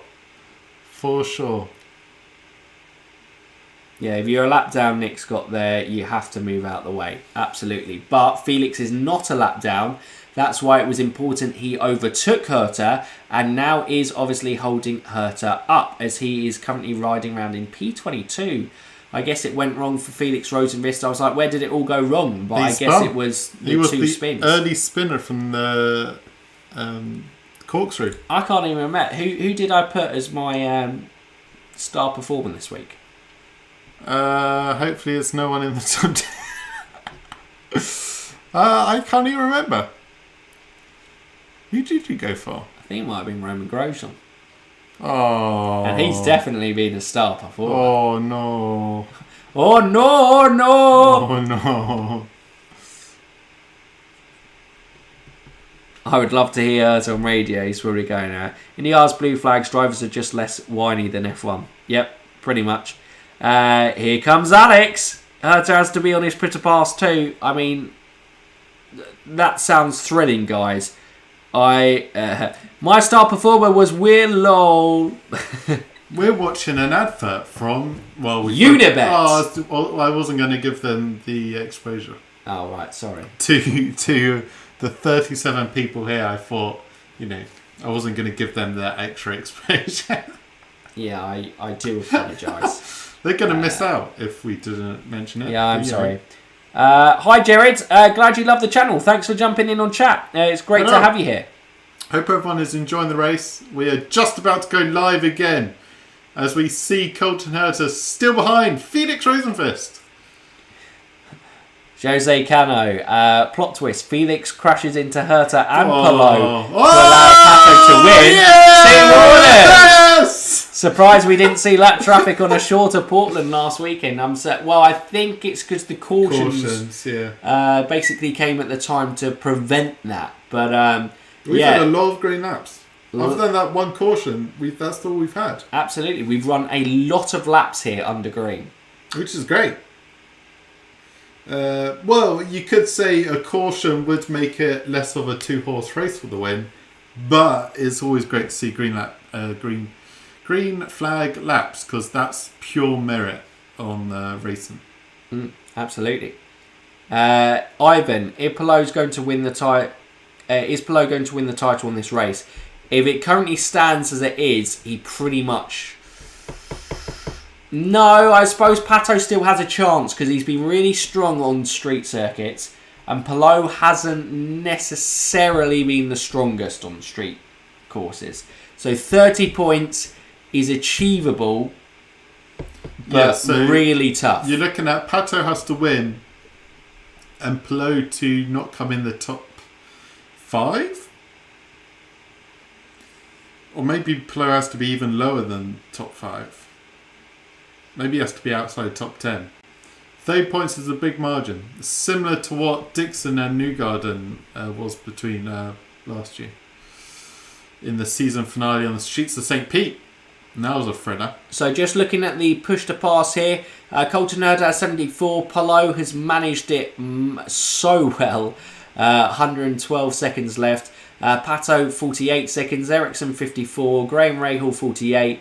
Pagenaud 51, Roman Grosjean 59. He has really adapted to that push-to-pass management well. Ryan Hunter-Ray may be a guy who comes into play a little bit later on for potentially a top 5 finish. He's been running well. I think someone said earlier that Andretti got his fuel wrong, but he has been running a good race. Obviously, this is his penultimate race for Andretti Autosport that will bring a 12-year career with the team to an end. Yeah. Pato is closing in on the leaders. He is only 21 seconds behind now. He can basically see them if he was about 20 seconds further up the road. Pato at this stage is basically... So Pato and Newgarden are both praying for a caution. Herta's probably fine either way. He probably thinks he has the pace, but Palou is probably praying that it is just green, green, green to the end. Yeah. Pato's must be super weird, because Pato has basically been leading IndyCar 1.5 this race, because Herta and Palou just checked out so early. And Pato's had so much clean air for a guy sitting in third. The gap's just been huge. As we see, Zach Brown is there on the pit wall. He'll probably be showing a close interest. Obviously, Pato Ward will be having an F1 test at the end of the season because he won that first race at Texas Motor Speedway in race 2 at the Super Speedway Oval earlier in the season. But yeah, Pato, he's had a fantastic season for Aaron McLaren SP. They spoke many times, we've mentioned it before, of it being 2 or 3 years before being in title contention. Pato, with his performances, has single-handedly dragged Aaron McLaren SP into this title fight with Alex Palou. If it wasn't for Pato Award, Alex Palou would have won this championship by now. Yeah. And Palou has had his bad luck. Newgarden's had his bad luck. But, Pato being in a smaller team is... Oh, look at that! NBC even get behind it. Pato is only 20 seconds behind now. Oh, Jesus. It's still a humongous gap. They'll circle the laps like, there's 4 laps left. 20 seconds? It's a massive margin for him to do. But if they stick in this traffic for those 40 laps, you never know. But where was I? Pato in that smaller team is a big disadvantage to those top teams like Penske and Chip Ganassi. So even though he hasn't had the bad luck that Palou and Newgarden have had, he's still in that uphill challenge. They don't have the team infrastructure to compete with the heavy hitters in the series. Yeah. For sure. We ride on board with Palou. He is still just kind of, sitting in this. And I think actually for Palou's fuel numbers, this is an absolute dream right now. He is just sitting in there. He's got these cars in front of him just punching a hole through the air for him to go. And obviously the whole point about if you can close cars behind, if you're not too close and you manage it, that it burns up your tyres. It means that because they're punching the hole in the air, it all kind of drifts over the cars in front of you, and you can go the same speed as them without having to put as much kind of foot down on the accelerator. Yeah. So you can obviously then use less fuel because you're putting your foot down less on the accelerator. A great move here from Oliver Askew. Takes up the inside of Scott McLaughlin. He's maybe going to go for the double and have a look at Ryan Hunter-Reay. Scott McLaughlin maybe thought about lunging up the inside, but he chose not to. But Oliver Askew is having a great time out there today. He may have had a poor start to the race, but he has certainly been involved with the action and given some real great racing action out there. Yeah, going back to the top 2 guys, the undercut's going to be king. If Herta just stays out one extra lap in traffic, then Palou's going to get that position easy. As long as Palou comes out in clean air with those brand new Self tyres, he's going to easily jump Herta. So I wonder if Andretti will blink first and come in before Palou, even though they've got 4 laps extra on those tyres. Because Herta, what's his lap times right now? He's doing 16.2, whereas Pato's doing a 15.7 in clean air on super old tyres, 17 lap old tyres. Well, I'll be honest with you. You said earlier that Felix kind of needs to let Herta back to kind of back up Palou, but by backing up both of them in Herta and Palou, it is bringing Pato Award closer into the game. Are you getting on the train as well? He's only 19 seconds behind. Oh my God, he can touch them.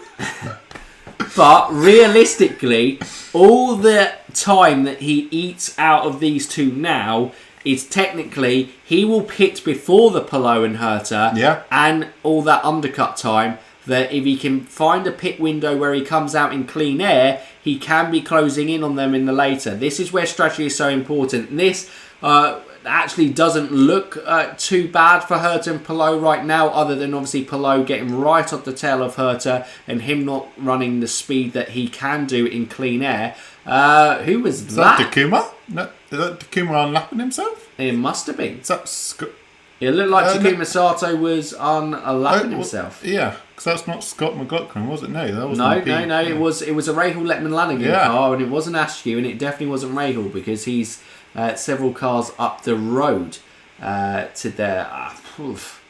I guess Ericsson and Rahul were right there with O'Ward, so a caution really brings them into play. Yeah. Chat is gone. Chat is gone. There we go. Chat is back. Sato is 3 laps down. So he wasn't unlapping himself. He was, well, I guess technically unlapping one of the laps from Ryan Hunter-Reay. Yes, Wave Rod. Look, Sato is not in the picture. 40 laps left. If he makes up half a second per lap, absolutely. Why is Stephen pessimistic? What about Pato? Is it pessimistic or optimistic? He's just been here before with Arrow McLaren on road courses.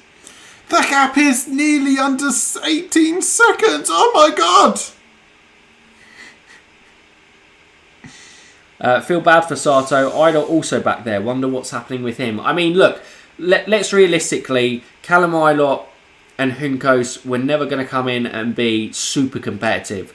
Juncos obviously haven't run the full competitive season. I can't remember the last time they run regular races outside the Indy 500 within the series. This was very much data collection. Yeah. Get the car round, do it. And that's what Callum Ilott has been doing.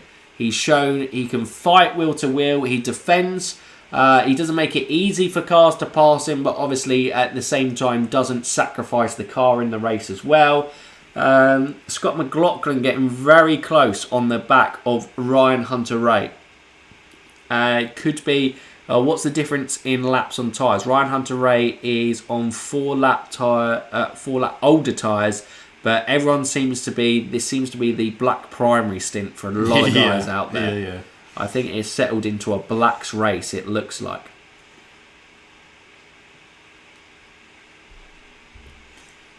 Whew. What's the gap now? Oh, I think we're still... I'm not sure if we're on an NBC break. We haven't got the live times on the screen. Love it. Pato Mystic. Yeah, guys, we'll try and keep you up to date. You go from there. 17.4, the latest gap I'm seeing. 70, what, how... To be fair, Pato isn't actually... His laps are getting a bit slower. He's only 6 tenths quicker than Palou on that last lap. And the gap is 18 seconds. Callum getting this experience because it will help Haas next year. He's not going to be in Haas Callum next year. Haas. I apologise, Nick. So I think Pato beat Askew, right? What in the Indy Lights, they weren't in the same championship. Askew and Renus VK were in Indy Lights together, and Herta and Pato were in Indy Lights together, and Pato beat Herta. Could it happen again today? Can you move the timing list so we can see the leaders? Yes, Stephen might have moved that. Sorry. Whoop, whoop, whoop, whoop, whoop, whoop. It's a bit difficult because we got a bit zoomed in. I could. We can't really show the lap times unless I just did a whole screen of the timings. I might have face in there. I could do that. Do people want to see the lap times as well? It won't have our fancy schmancy thing this week at least. But I could put the live timings on the screen as well. No, I think everyone was fine with that. Taser Carol says hi. Wow, Herta Hello. got past the 7. Oh yeah, he got past Felix. Oh, Colton is past Felix.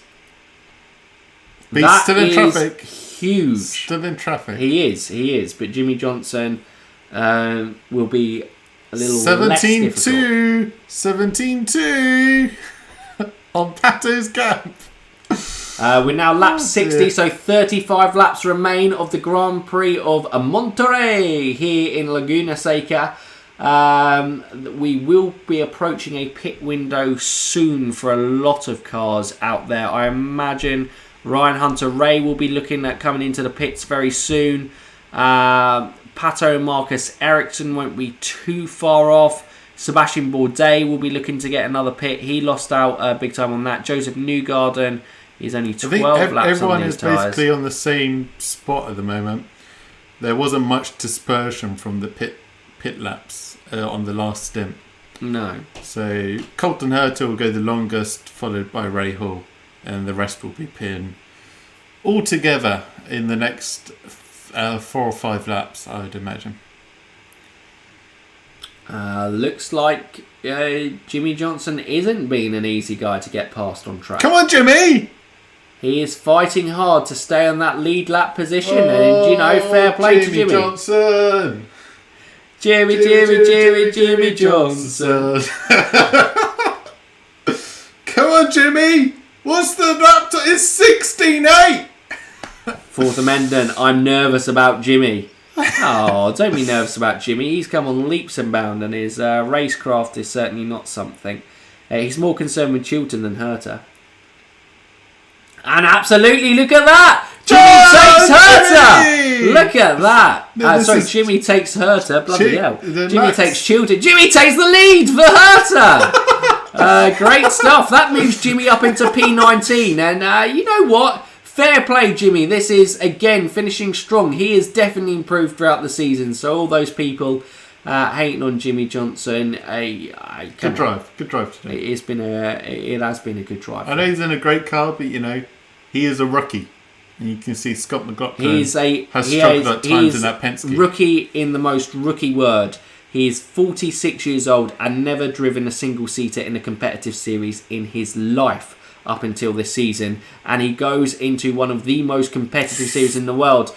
Ed Jones on Alexander Rossi going into turn 1. Looks like it's an easy complete the move. Rossi isn't fighting those too hard at the moment, but Scott McLaughlin and Ed Jones are on the back of Ryan Hunter-Ray. Like we say, Ryan Hunter-Ray's tyres are now 28 laps old, and Scott McLaughlin's are 24. There's not really going to be much tyre difference between that, but Scott McLaughlin has been following him for a long part there. Has he gone for the move? It looks like he might have gone for the move up the inside, but we're on the nose of Alexander Rossi, so I can't really see, but it looks like Scott McLaughlin has taken Ryan Hunter-Ray, if I saw that right. Yes, he has. Scott McLaughlin moves back into the top 10. So great stuff on that. Pato Ward, the gap is 17 seconds. Palou is now 2.4 seconds behind Palou, as he is still stuck behind Felix Rosenqvist. Pato is losing out on Herta at this point, but still closing in on Alex Palou. Not by much. He's 4/10 last lap. So little by little. Palou's still looking very strong in P2. But the lead is running away from Alex, which is good for the championship. Not to wish anything bad on Alex. It's just it'll be good for the championship if Palou doesn't win. To keep it alive going into Long Beach. Colton Herta to secure victory here at Laguna Seca. Rossi looking to get one position back on his laps. He's frustrating here. Ed Jones, has taken Ryan Hunter-Ray as his tyres now really start to kind of drop off and fade back. And Sebastian Bourdais on a similar tyre life, in fact exactly the same tyre life, but seems to have a bit more life in them than... Oh my god, I've just seen, it's absurd. Sebastian Bourdais, 29 laps on reds. He's on reds. 29 laps on red tyres, Sebastian Bourdais! What have they done to you? What have they done to you, Bourdais? Stephen cannot get over the battering that Sebastian Bourdais' tyres have taken, but also the fact that he has 29 laps, 30 laps on those sticker red tyres and still looking quick out there. I believe we have Brian Herter, 1998 Laguna Seca winner. They're just going about how the Herters like this track, I'm sure. Won there in 1999 as well, so back-to-back winner at Laguna Seca. They just are quick there. And obviously when we interviewed Colton, he was saying it isn't anything particular. They drive pretty different to kind of say there, but just for some reason the Herters like Laguna Seca. Maybe it's just the West Coast run, as they are now obviously California boys. Go from there. Bourdais equals tyre whisperer. Scott Miller, Johnson has done well this year. People were crapping on him halfway through the season, but he's kept his nose clean and doesn't embarrass himself. I'd absolutely agree with that. Seb showing his elite racecraft. Absolutely agree. Bourdais in AJ Foyt Racing, considering the competitiveness of that team over the past few years, an insane level that he's performing at right now. Yep. Bourdais and Ryan Hunter come into the pits. So we get some lovely shots of the landscape around Laguna Seca. And you just look, beautiful. It's just carved into the mountain, this racetrack, and it's great. Looks a clean and good pit stop for Ryan Hunter-Reay. He's on sticker reds. Oh, look, Bourdais really kind of lunged. Whoa! Oh my God! Wow! He was helping him. He gave him a little nudge into the pit box there. Jeez! It was like, it's a tight turn here, Ryan. I'll just give you a little tap into your pit box. You can thank me later. Elite driver skills. There we go. And Bourdais gets him on the pit stop window. Bourdais jumps Ryan Hunter-Reay. There we go. Bourdais faster on 50-lap tyres than moving chicane. Graham Rahal has overtaken Marcus Ericsson, who's starting to drop off a little bit on his tyres. And Rahal is right behind, about a second, behind Pato O'Ward. Imagine Bourdais back in a competitive team. You understand why he's won 4 straight Champ Car titles. I guess Bourdais would actually be a very interesting guy to look at career-wise because, you know, outside of obviously being at Newman Haas Racing in the tail end of car, obviously into those Champ Car days where he won 4 back-to-back titles, he hasn't really been in a big team. No. Yeah, I don't think he has been in a big team at all. I guess he came at the wrong time. Palo's in. He was 3 seconds, I think the gap was. So he's going to look to make an undercut. Pato is also in. So Pato won't gain anything on an undercut on Alex Palou. Well, an overcut it would have had to have been, but... Well, no, the overcut doesn't happen here. Absolutely not. The tyre wear is too much. You'll just lose too much time. It's all about that undercut. And we're going to see in the next couple of laps, I'm sure, Colton Herter, just to cover this off, Colton's got to pit this lap. He did have a little bit of a gap. 3 seconds it was in the end, but I think Colton has to pit. Eric Burns, I bet O'Ward's tyres will be gone before the pit stop. He's pushing hard and has a lot less push to pass. No, absolutely. But also, he pitted at exactly the same time. So I guess that's there. Alex Palou is right behind. Is that Dalton Kellett? Palou's in traffic. This isn't going to do him any favours. Closing that gap to Colton. And Pato is in clean air. It would look. And well, he's got a couple of seconds to Newgarden. Is that only so he's, 11 seconds Pato's now behind? On Palou, I'm not too sure. I think we can try and work it out at some point. But Pato has come behind Newgarden, but obviously Newgarden is on... Yes, Pato... Wait, no. Surely it can't be 11 seconds. I think it is. Graham Rahal now pits. Marcus Ericsson, Pagano are in the pits as well. Herta obviously is staying out because I believe he is now in a bit of clean air. Did he clear the traffic or was he still stuffed in traffic? I'm not sure if that's a mistake. No, Herta is still in traffic. I'm not sure if that's a mistake. I feel like they need to just bring him in. You don't have to go that extra few laps longer. I feel like, Mr. G, you are just waiting for people to bite on your comment. Ericsson's fluffed the pit exit. He's going to lose big time there. Big time lost for Marcus Ericsson. I say big time. That's probably only a couple of seconds. But I can't remember where the people were around him. Could be a couple of positions there. Herta does pit now. I knew he couldn't. I don't know why they left him out 2 laps longer. It's going to be interesting. It's going to need to be a clean pit stop here from Andretti. It needs to be clean. Tyres are off. Looks like no issue on the tyres. Fuel's gone in. Looks a clean pit stop. Bang. That's refueled. He's on black primaries as well. That should get him to the end of the race, I would have... Oh, no. He's going to have to... Surely one more round of pit stops. Roman Grosjean comes flying round the corner as he goes round into leading a lap. Go on, Roman. Oh no, this isn't close again. I nearly built up again. I was like, where's Pillow? He wasn't even there. To be fair, that was close. Timing was looking like it was only a second gap between the two of them. I think it was a little bit more than that. I think it was more like 2 seconds. What I will say is that Graham Rahal has got ahead of Pato O'Ward. Don't make me cry. I'm not making you cry, I'm just stating facts. Graham Rahal is now in the podium position. Askew and Newgarden are on alternative strategy, so although they are currently running 4th and 5th, I would expect the normal running order once the next section of pit stop sequence are completed to be Herta, Palou and Graham Rahal.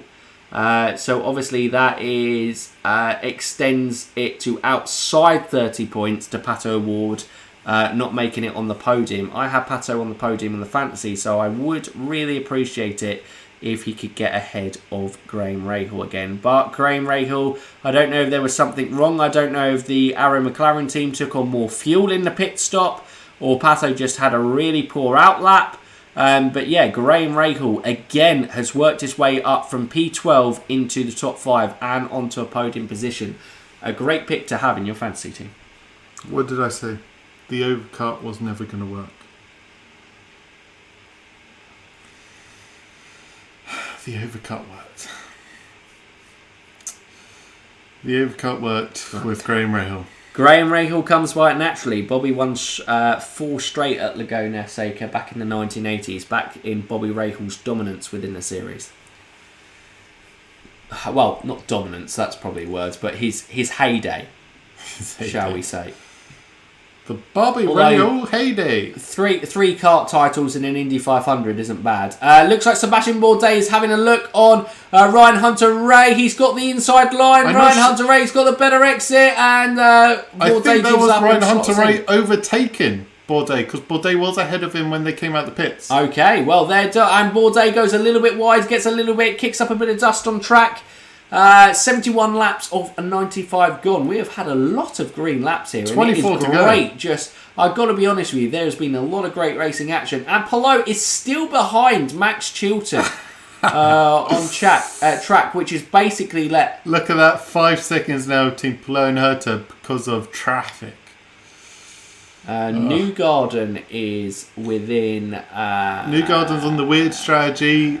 Still not sure where that's going to end up.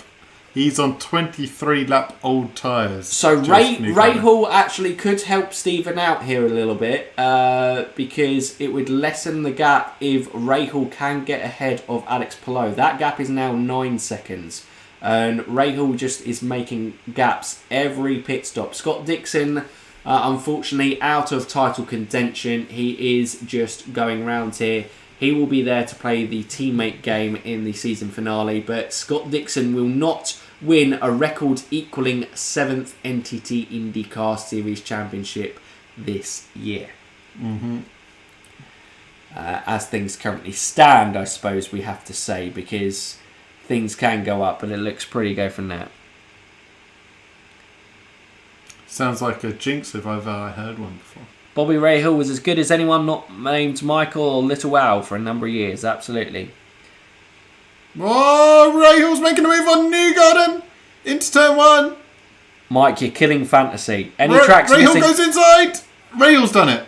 Rahal's now on the hunt for Alex Palou as he sweeps by Joseph Newgarden. Joseph Newgarden again has been praying all race for cautions, but it hasn't happened. Colton Herta's having a look at Roman Grosjean retakes the lead of the race. Means he's not going to be held up. He will just shoot off into this clean air distance and get it there. Sorry. Any tracks missing from the 2022 calendar you wanted? For me, Homestead is unfortunately missing thanks to NASCAR. Yeah, I would have liked Homestead Miami to make a return to the IndyCar series. I think that would have been great. More ovals would have been positive for the series for sure. I guess everyone keeps on putting Michigan in the play. I think Michigan would have been a great return for another oval as well. But I think you can see an evolving calendar coming over the next 2 or 3 years. What I would say is the 2022 calendar is a positive step in the right direction. Yeah, for IndyCar. For sure. Joseph Newgarden comes into the pit. I was just looking at Joseph Newgarden still holds the fastest lap of the race so far with a 1:13.0. Alex Palou did a 13.1. I think that was all early on. And Colton Herta, even though he hasn't got the fastest lap, has just been consistently quicker than everyone else. Devin Arch asked, why doesn't Cota drive at Cota? Why doesn't IndyCar drive at Cota anymore? I would assume it would be down to, where does Newgarden slot out? Is he ahead of Jones? Is he in a top 10 position on merit now? I think so. It would look like it. Yep. But has a lot of ground. Well, I mean, Askew is ahead of him on that strategy. Askew has driven a great race. If Newgarden can do this in, how many laps is that? 32? No, he's going to have to be again. No, that's not 32. That's 22 laps, isn't it? Yep. So Newgarden doesn't actually have to pay again.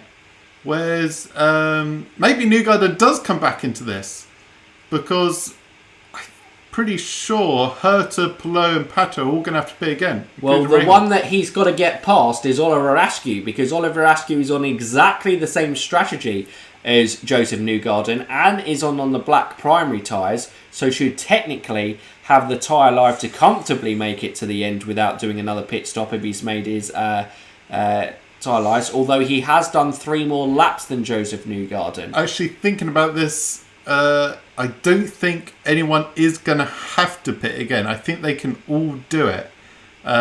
What may stuff Graham Rahal is he is on the sticker reds. And everyone else, other than Roman Grosjean, is on the primary blacks. He hasn't really made any ground on Alex Palou now, but it's going to be interesting. Alex Palou, I think, and we've gone on to advert under green laps. Thank you, Sky Sports, for the coverage. I think everyone, because then you're just pinning in like last 5 laps. Everyone can make it. There's going to be no more stops. Unless the caution comes out and someone goes crazy. Jess Allen, Kansas Speedway would be great addition. IndyCar always had good crowds there and always put on a good show. I mean, absolutely, ovals go for net. Newgarden has fresh tyres, absolutely. Newgarden is again doing damage control, but it's too late for that at this point, absolutely. Palou, as soon as he qualified 17th, I think you could pretty much rule Joseph Newgarden out the game, bar strategy miracles. The only thing, I guess, that can play into Newgarden's favour here is if we do go under caution. That will play into Graham's hands. I don't think it does. I don't think at this point Newgarden doesn't want a caution because that just helps the front runners. Because they need to go longer on this stint than Newgarden. So Newgarden wants them to be dead at the end, tyre-wise. True, but look, 6 laps. Yeah, I guess it does close the gap. He probably wants a late caution and then 2 green laps at the end for him to try to send it. Okay, so we got 19 laps remaining, situation. and Palou, if you add 19 laps onto that, it's going to be right on the... They can all make it. They can all make fuel-wise... Well, no, absolutely. But, So, he's going to be right on the limit of the tyre performance. Yeah, because we've generally seen 28, 29, 30s around about when you have to pit. Yeah. So those tyres are going to be gone at the end of this race. So Palou can't really afford to push. But think Graham Rahal's going to be on 30-lap old red tyres, whereas everyone else is going to have those black primaries that do have a bit more tyre life in them.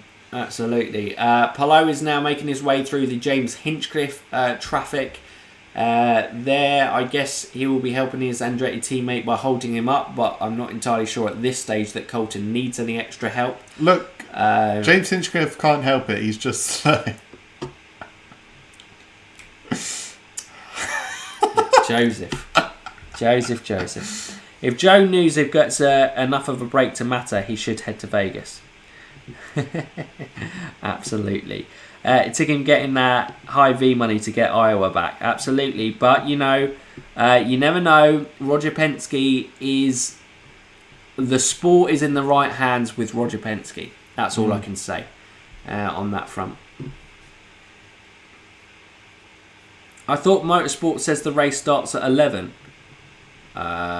This race, if you're talking 11 p.m. UK time, then you would have been very disappointed. The points gap is currently 33 points. If Alex does the fastest lap, is the championship clinched? No, because I believe Joseph Newgarden had a chance with 34 points, was it, going into the championship finale in St. Pete last year with Scott Dixon? Yeah, it was something crazy like that. Yeah. It was like 31 or 34. It was in the 30s. But Scott Dixon did what he did. Look, bar a catastrophic race for Alex Palou, he just feels like he's got too much in the bag. Jimmy Johnson, he's having a look on James Hinchcliffe. Going through the corkscrew, and he makes the move. What a move there for Jimmy Johnson. And Helio Castro Neves pulls through. And then Jimmy Johnson, take a bow. The move of the race. Well, I don't know. I think Grosjean took Dixon through there the corkscrew as well. Jimmy! But yeah, come on. Wow, that is a move. I know these are kind of menial positions at the back of the grids, but that is a hell of a move back there. Grosjean quietly is in P7. I don't know where he started, but... I think like P13. That's a pretty good race for him. Obviously, Rahal's been a big mover. Roger, manager for Alex Palou, Yasukawa. Makes sense, because I imagine he picked him up in his Super Formula days. Well, I may have even gone there because he had a strong link with Japanese series in his junior career. So it was Honda. Him up quite early. Honda. Yeah. It's the Palou's link to motorsports has always been around Honda, right? Yeah, Graham Rahal is not denting that gap. Either is Pato O'Ward, and he is comfortably behind Graham Rahal. Well, I can say at the moment Colton Herta is lapping the fastest out of the top 10. Minus Ed Jones. Ed Jones is lapping the fastest. Scratch that, Roman Grosjean is lapping the fastest. But out of that top 5, Colton Herta is lapping the quickest, followed by Graham Rahal, followed by Pato Palou, about the 4th quickest in that top 5. Do you believe the hype Roger Penske is getting at IndyCar Drive to Survive series? It would be awesome.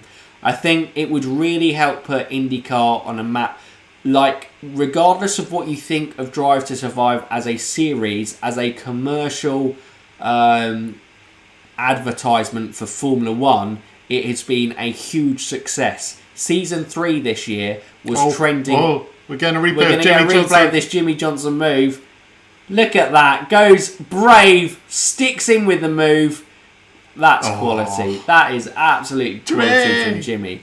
But yeah, going back to it, it trended in the top 10 on Netflix for I think at least a week. Drive to Survive. It was right up there in the ratings. as a series, and that type of exposure for IndyCar to an audience that may not have been exposed to it, with the already natural drama, not necessarily the artificial drama that's sometimes done in Drive to Survive. You don't need that in IndyCar. You just need to show them the season and they'll go, wow, that's pretty awesome stuff. I want to tune in. So I think that could be huge for the series. Do you think Grosjean could win the title next year? At Andretti Autosport, possible. But it would be very difficult to be, first of all, Herta within his own team and Rossi.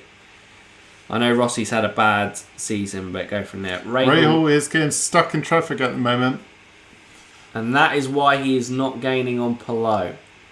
Max Chilton, which obviously Palou was stuck behind for a little while. Hometown boy!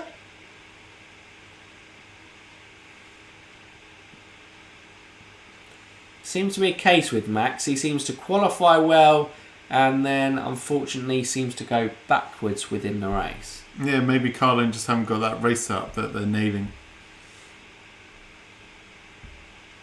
He had that one decent race, didn't he, at Road America?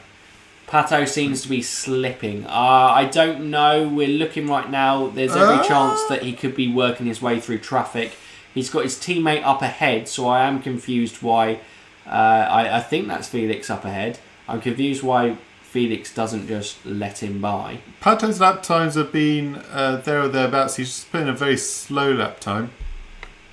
Well, I presume that's because he caught up on the back of traffic. I think Roman Grosjean has just taken Marcus Ericsson.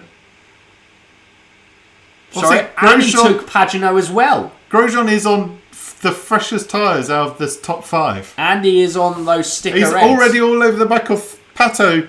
This could be the championship. This could be the championship right here. That is another 2 points that Palou would move out to. And Grosjean is going. Grosjean makes the move. He is up into the top 5. And where is he? He is about 5 seconds behind Graham Rahal with 15 laps to go on the sticker reds. Graham Rahal is also on the sticker reds, but he's on the back of traffic. Grosjean is the quickest man out there and probably has been...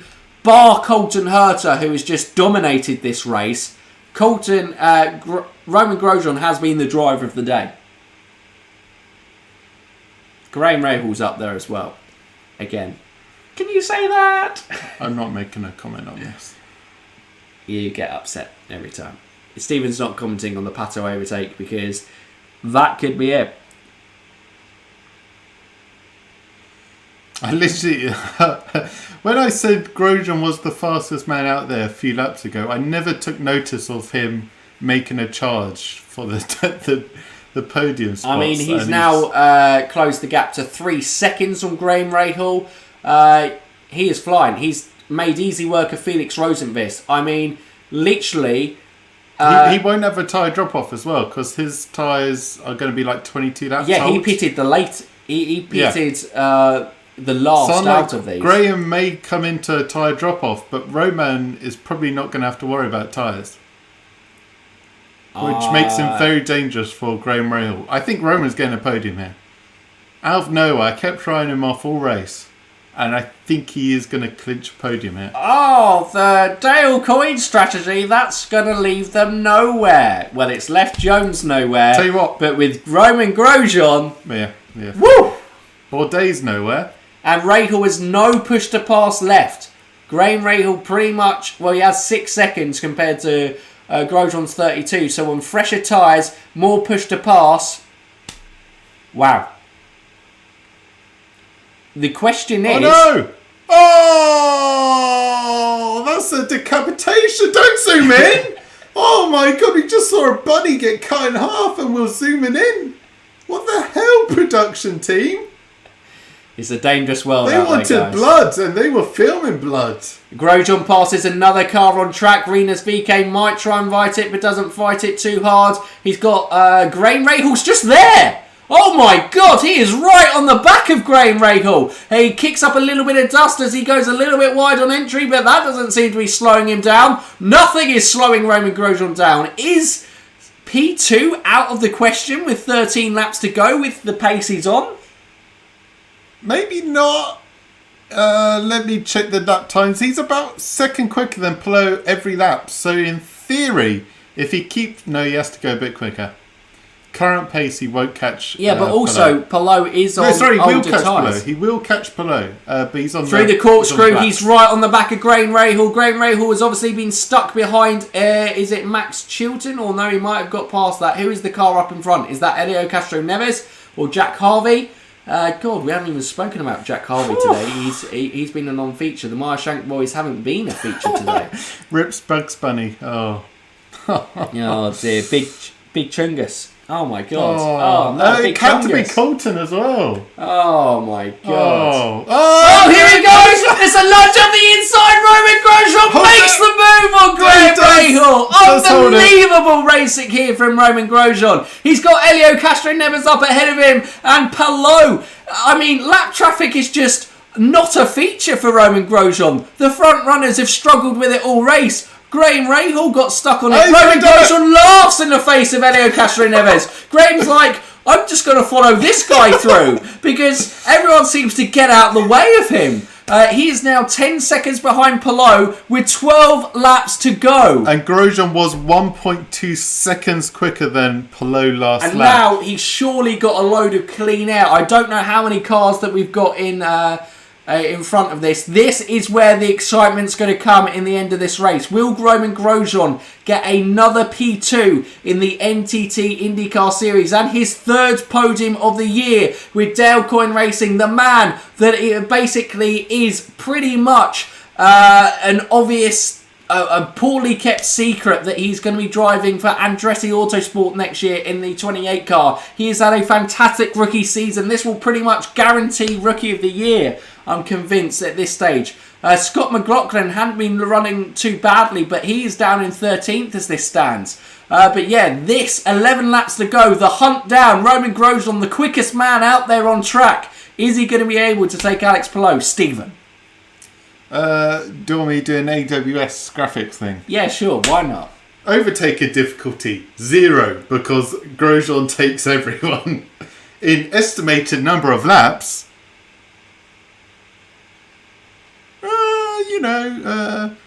about 8 laps.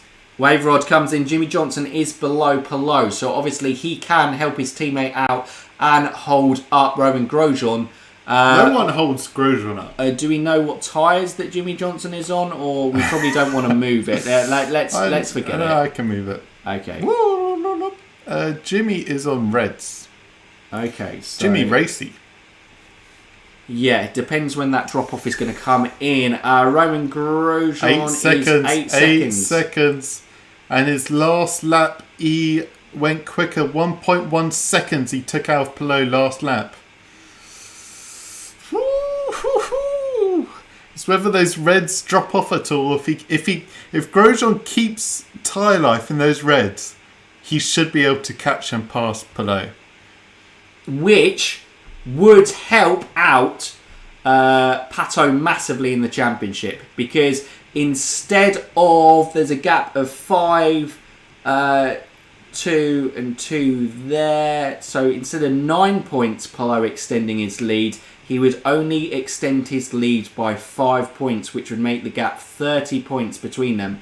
Colton Herta, meanwhile, is just making sure he keeps it on track, keeps doing what he needs to do to get his car home and secure a dominant victory, and his second here at Laguna Seca, which would make it 2-2 for Herta at the Grand Prix of Monterey. I'll tell you what, Grosjean, it's what now, 7 seconds? Pretty much. I'm just waiting for an update on my lap times. I think he's taken another 1.2 seconds out of Palou on that last lap. Shoot, could Grosjean catch Herta? I think Herta is out the question, although Palou has got closer to Herta. Herta is in traffic at the moment, which I don't think Grosjean will be able to catch and pass. Look, it's 9 laps to go. Palou's looking ambitious. Herta would be, just too many laps, I think. Herta's tyres and Palou's tyres would literally have to drop off a cliff for Grosjean to not to take the victory. But P2 is definitely on the cards. 6 seconds. Woo! Grosjean is coming. 7 from Palou, 10.6 to Herta. Yep. Olivier Buisson looks like Roman Grosjean's race engineer. Looks like he's having a great time on the wall. I mean, that has been a fantastic partnership as well with the race strategy team. They have had a great time with Dale Coyne this year. Herta again looks to be coming up the inside of Jack Harvey, makes the move, so gets past that, and now he is in clean air. So if that was anybody's hopes of Colton Herta and maybe being not getting the race win from Roman Grosjean, at this stage now it is just Roman Grosjean clean. Unfortunately, I feel there would be too many lapped cars to overtake between Herta and Grosjean. Absolutely. 5 seconds. Grosjean took 1.5 seconds out of Palou on that last lap. He's taken more and more time out of Palou after every single lap right now. He's going to have about 3 or 4 laps here to make the move on Palou. That was the last major car that Herta needed to clear before that. So we see Jimmy Johnson there is on the back of Palou, and there is Roman Grosjean. There is Roman Grosjean. He is now right on the back of Jimmy Johnson. How long he gets caught up behind Jimmy Johnson could be key in this battle. If Jimmy Johnson can hold him up a lap or two, it could save Alex Palou and P2. For the championship, I think everyone's rooting for Roman Grosjean to overtake. I obviously, I'm rooting for Alex in the championship, so I'm hoping that he holds on to P2. But wow, okay here. Roman Grosjean, how quick? He's right on the back. He's right on the back of Jimmy Johnson. How quick can he make this overtake? It is going to be absolutely key. He's going to have a big chance here. He's right on the tail now. Where is he going to make that lunge? Where is he going to make the move? As we are on the back of here, he's having a look. No, he's setting up the move. He's setting up a move. I think Palou might have gone a little bit wide there on the exit. He kicked up a lot of dust. Someone certainly did. Roman Grosjean's being careful here. Surely not through the corkscrew. Surely not through the corkscrew. Yeah, he's not going to do it through the corkscrew. Well, no, absolutely not. Although they're going up the hill. I think... he may do. Oh! He may do. Oh my God! Contact! Oh, Grosjean, he gets through. Makes the move. I mean, it's not clean. It is not clean. I'll be honest with you there. I think Jimmy probably should have given Grosjean more room. But he's doing his teammate a favour. Absolutely there. But Grosjean, I don't know how much damage he would have taken there. I'm being honest with you, he had enough of a car alongside him that he should have probably been allowed racing room. He's closed the door there on the inside. I'm going to say a little bit naughty there from Jimmy. Okay, look. He may not have been aware of Grosjean because it was a late lunge, but look, he's got more than half a car alongside him there. Grosjean does look up into the corner though. Yeah, correct. He does go straight on, but he's got no room there. But he probably would have gone straight into him anyway. He does survive it though, and there's still a chance for him to catch Palou, as the gap is still only 3 seconds here, and there is another lapped car, but I think they are more than a lap behind. NASCAR move. What that had skill? What skill and luck? Yeah. He sent it. He well and truly sent it. Chase Elliott is a fan favourite for NASCAR. Max for F1 is Roman the favourite for IndyCar. I think he's quickly becoming that. Absolutely bumper cars. Woo! It's officially a Grosjean fan. I'm officially a Grosjean fan. There we are, Jonathan Green. I think that move would have got a lot of people excited. Palou's got 3 cars in between him and Grosjean. Oh, wow. That could be enough. That is huge. Okay, yeah, I think that is it. Although the gap is still coming down. It's less than 3 seconds between them. Okay, so... Grosjean's going to have to make at least a move down here on the... into turn 1. Is that Bourdais? Don't think it is. I can't see the Rocket sponsorship. No, it's Connor Daly in the US Air Force car. So he makes the move. He's going to have to get Jack Harvey pretty quick as well. It looks like it had a little bit of it came up on the right rear tyre, the aero kit in terms of tyre protection, but it doesn't look like it's upset any sort of performance, and Grosjean didn't really lose too much time there. And these lap cars obviously aren't going to fight as hard as Jimmy Johnson. Jimmy was obviously playing the team game for his teammate there and making it. He knew that he had to stop Grosjean getting through because he is absolutely lightning. 5 laps to go. Yes. This is going to go right down to the wire. I think Rossi will have to move over because Rossi is a lap down. So he's made the move on Harvey before the corkscrew. So there's effectively no cars in between Grosjean and Palou because Rossi will have to move over. What an end to the race we are having here. This is crazy. This is what you love in IndyCar. You know, there's exciting battles throughout, and this does have real championship implications because you get 50 points for the win, 40 points for P2, and 35 points for P3. So if Grosjean does manage to catch Alex Palou, he will take 5 points off Alex, which still makes it an incredibly outside chance for Pato O'Ward going into Long Beach. But Pato O'Ward and Aaron McLaren SP have proven to be stronger on strategy going into street course races. I suppose Joseph Newgarden also remains slightly in the picture. There we go, Rossi moves over. On that aspect, and also they might be future teammates next year, so they might be given a go from there. Do you watch NASCAR? Do you prefer IndyCar over F1? NASCAR, I think it's difficult to find a broadcaster who watches it over here. I think it's streams, and we're never good at finding streams, whether they be legal or illegal. Obviously, we wouldn't do illegal. But IndyCar and F1, we both appreciate IndyCar and F1. I think they're good in things, but I think we absolutely love the racing in IndyCar. For sure, yeah. Is because we've had some great F1 races this year, especially the Toto Photo team, Lewis and Max.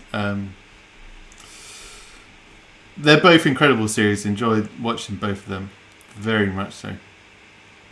Grosjean just hovering around that 3-second gap. Maybe his tyres maybe he's lost that tyre advantage now. He would have lost a little bit of tyre advantage when they would have gone onto the dirt and over those curbs, because he certainly flew over the corkscrew. I'm looking forward to Grosjean's debrief of Laguna Seca and go, whoa, I was over the curbs. Ah! It's less than 3 seconds. He is starting to close again. 3 laps to go. This is not huge for the championship, but it's probably huge in giving Pato a chance in the last race. Big thing here is Bourdais is in front of Palou. He has no allegiances. I don't know if he's a lap down or if he's fighting. I think go from Bourdais there. must be on the lead lap here. I think Bourdais is allowed to fight for this position, but he does just let Alex past. He doesn't want to get involved in that.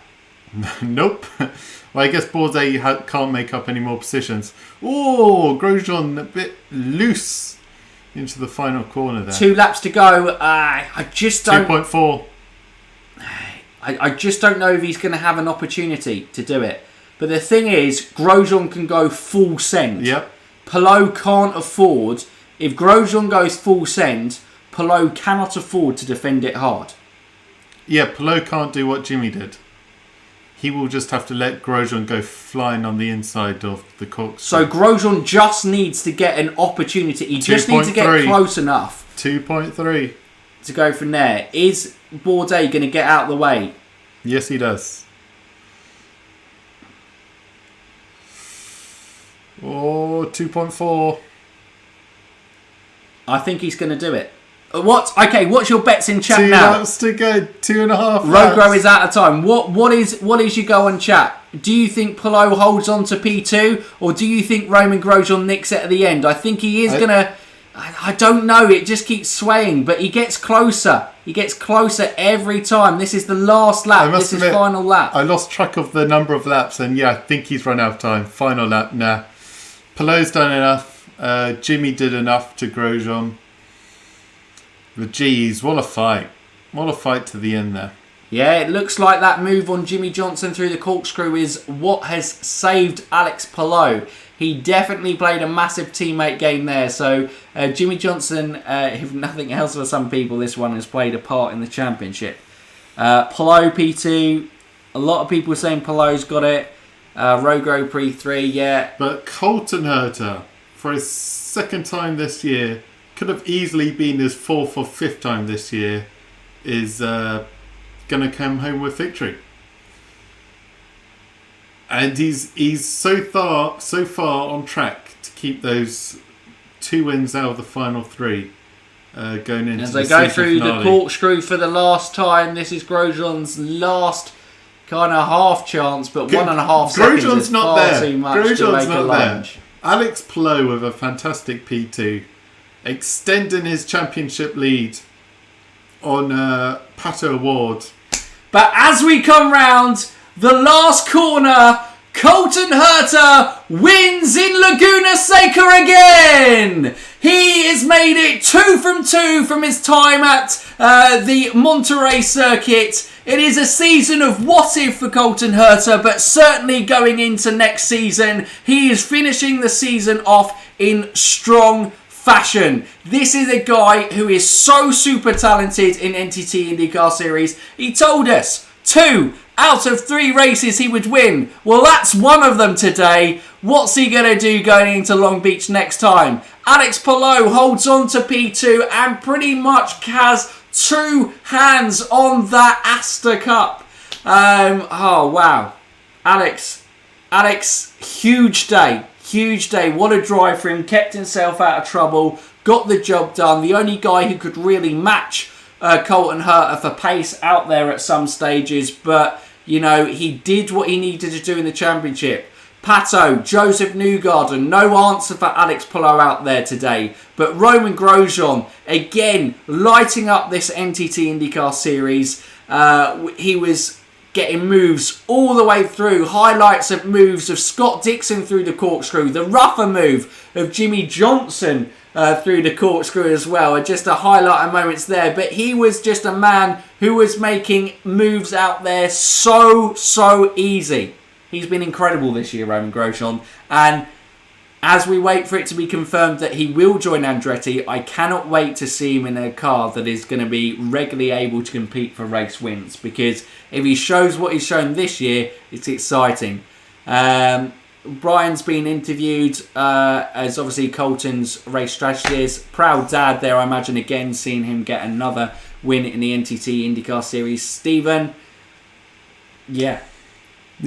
Well, we'll get everyone's final thoughts and then we'll jump over to the race reaction. But yeah, what a drive from Colton. I was saying it before they crossed the checkered line. Dominic, could have been his 4th or 5th victory this year. But yeah, super strong. And Alex Palou, best of the championship contenders. You couldn't really see past him at the start. And he just lived up to his reputation of quality driving on race day. Palou finishes P10 or better. He is the champ. So guys, what we are going to do in today's episode, obviously we've got the live chat and we've got the Laguna Seca reaction there, but we're going to take a couple of minutes break just to kind of get a drink. Obviously we've been live for however long it is, a couple of hours now, isn't it? Yeah. And we're just going to take a couple of minutes break, take a drink, and then we're going to stop it and have just the race reaction as Romain Grosjean gets out of his car, applauds the crowd here at Laguna Seca. What a drive that was from the Frenchman. He certainly loves IndyCar racing, and I'll tell you what, IndyCar loves Romain Grosjean. So yeah, we'll be back. Shorter race reaction for you guys, probably about 10 to 15 minutes, rounding up our thoughts on the race. But thanks for being along for the race watch along. The chat has been brilliant. It's been great having everyone in chat. Yep. Well, you can still, because I think we'll keep the screen for the race reaction. Get some live comments on the reaction video. So we will end the live stream, and then the live stream will come back.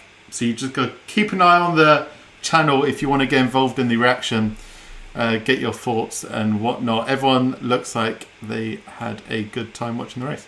Brilliant. Thank you guys, and thanks for all the thumbs up on the stream. If you haven't already, drop us a thumbs up on the stream, and if you are new here and like what we do, please drop us a subscribe. Yeah, and if you're not joining us for the race reaction, thank you for joining us for the watch along. Hope you have an enjoyable rest of your day, evening, afternoon, wherever you are.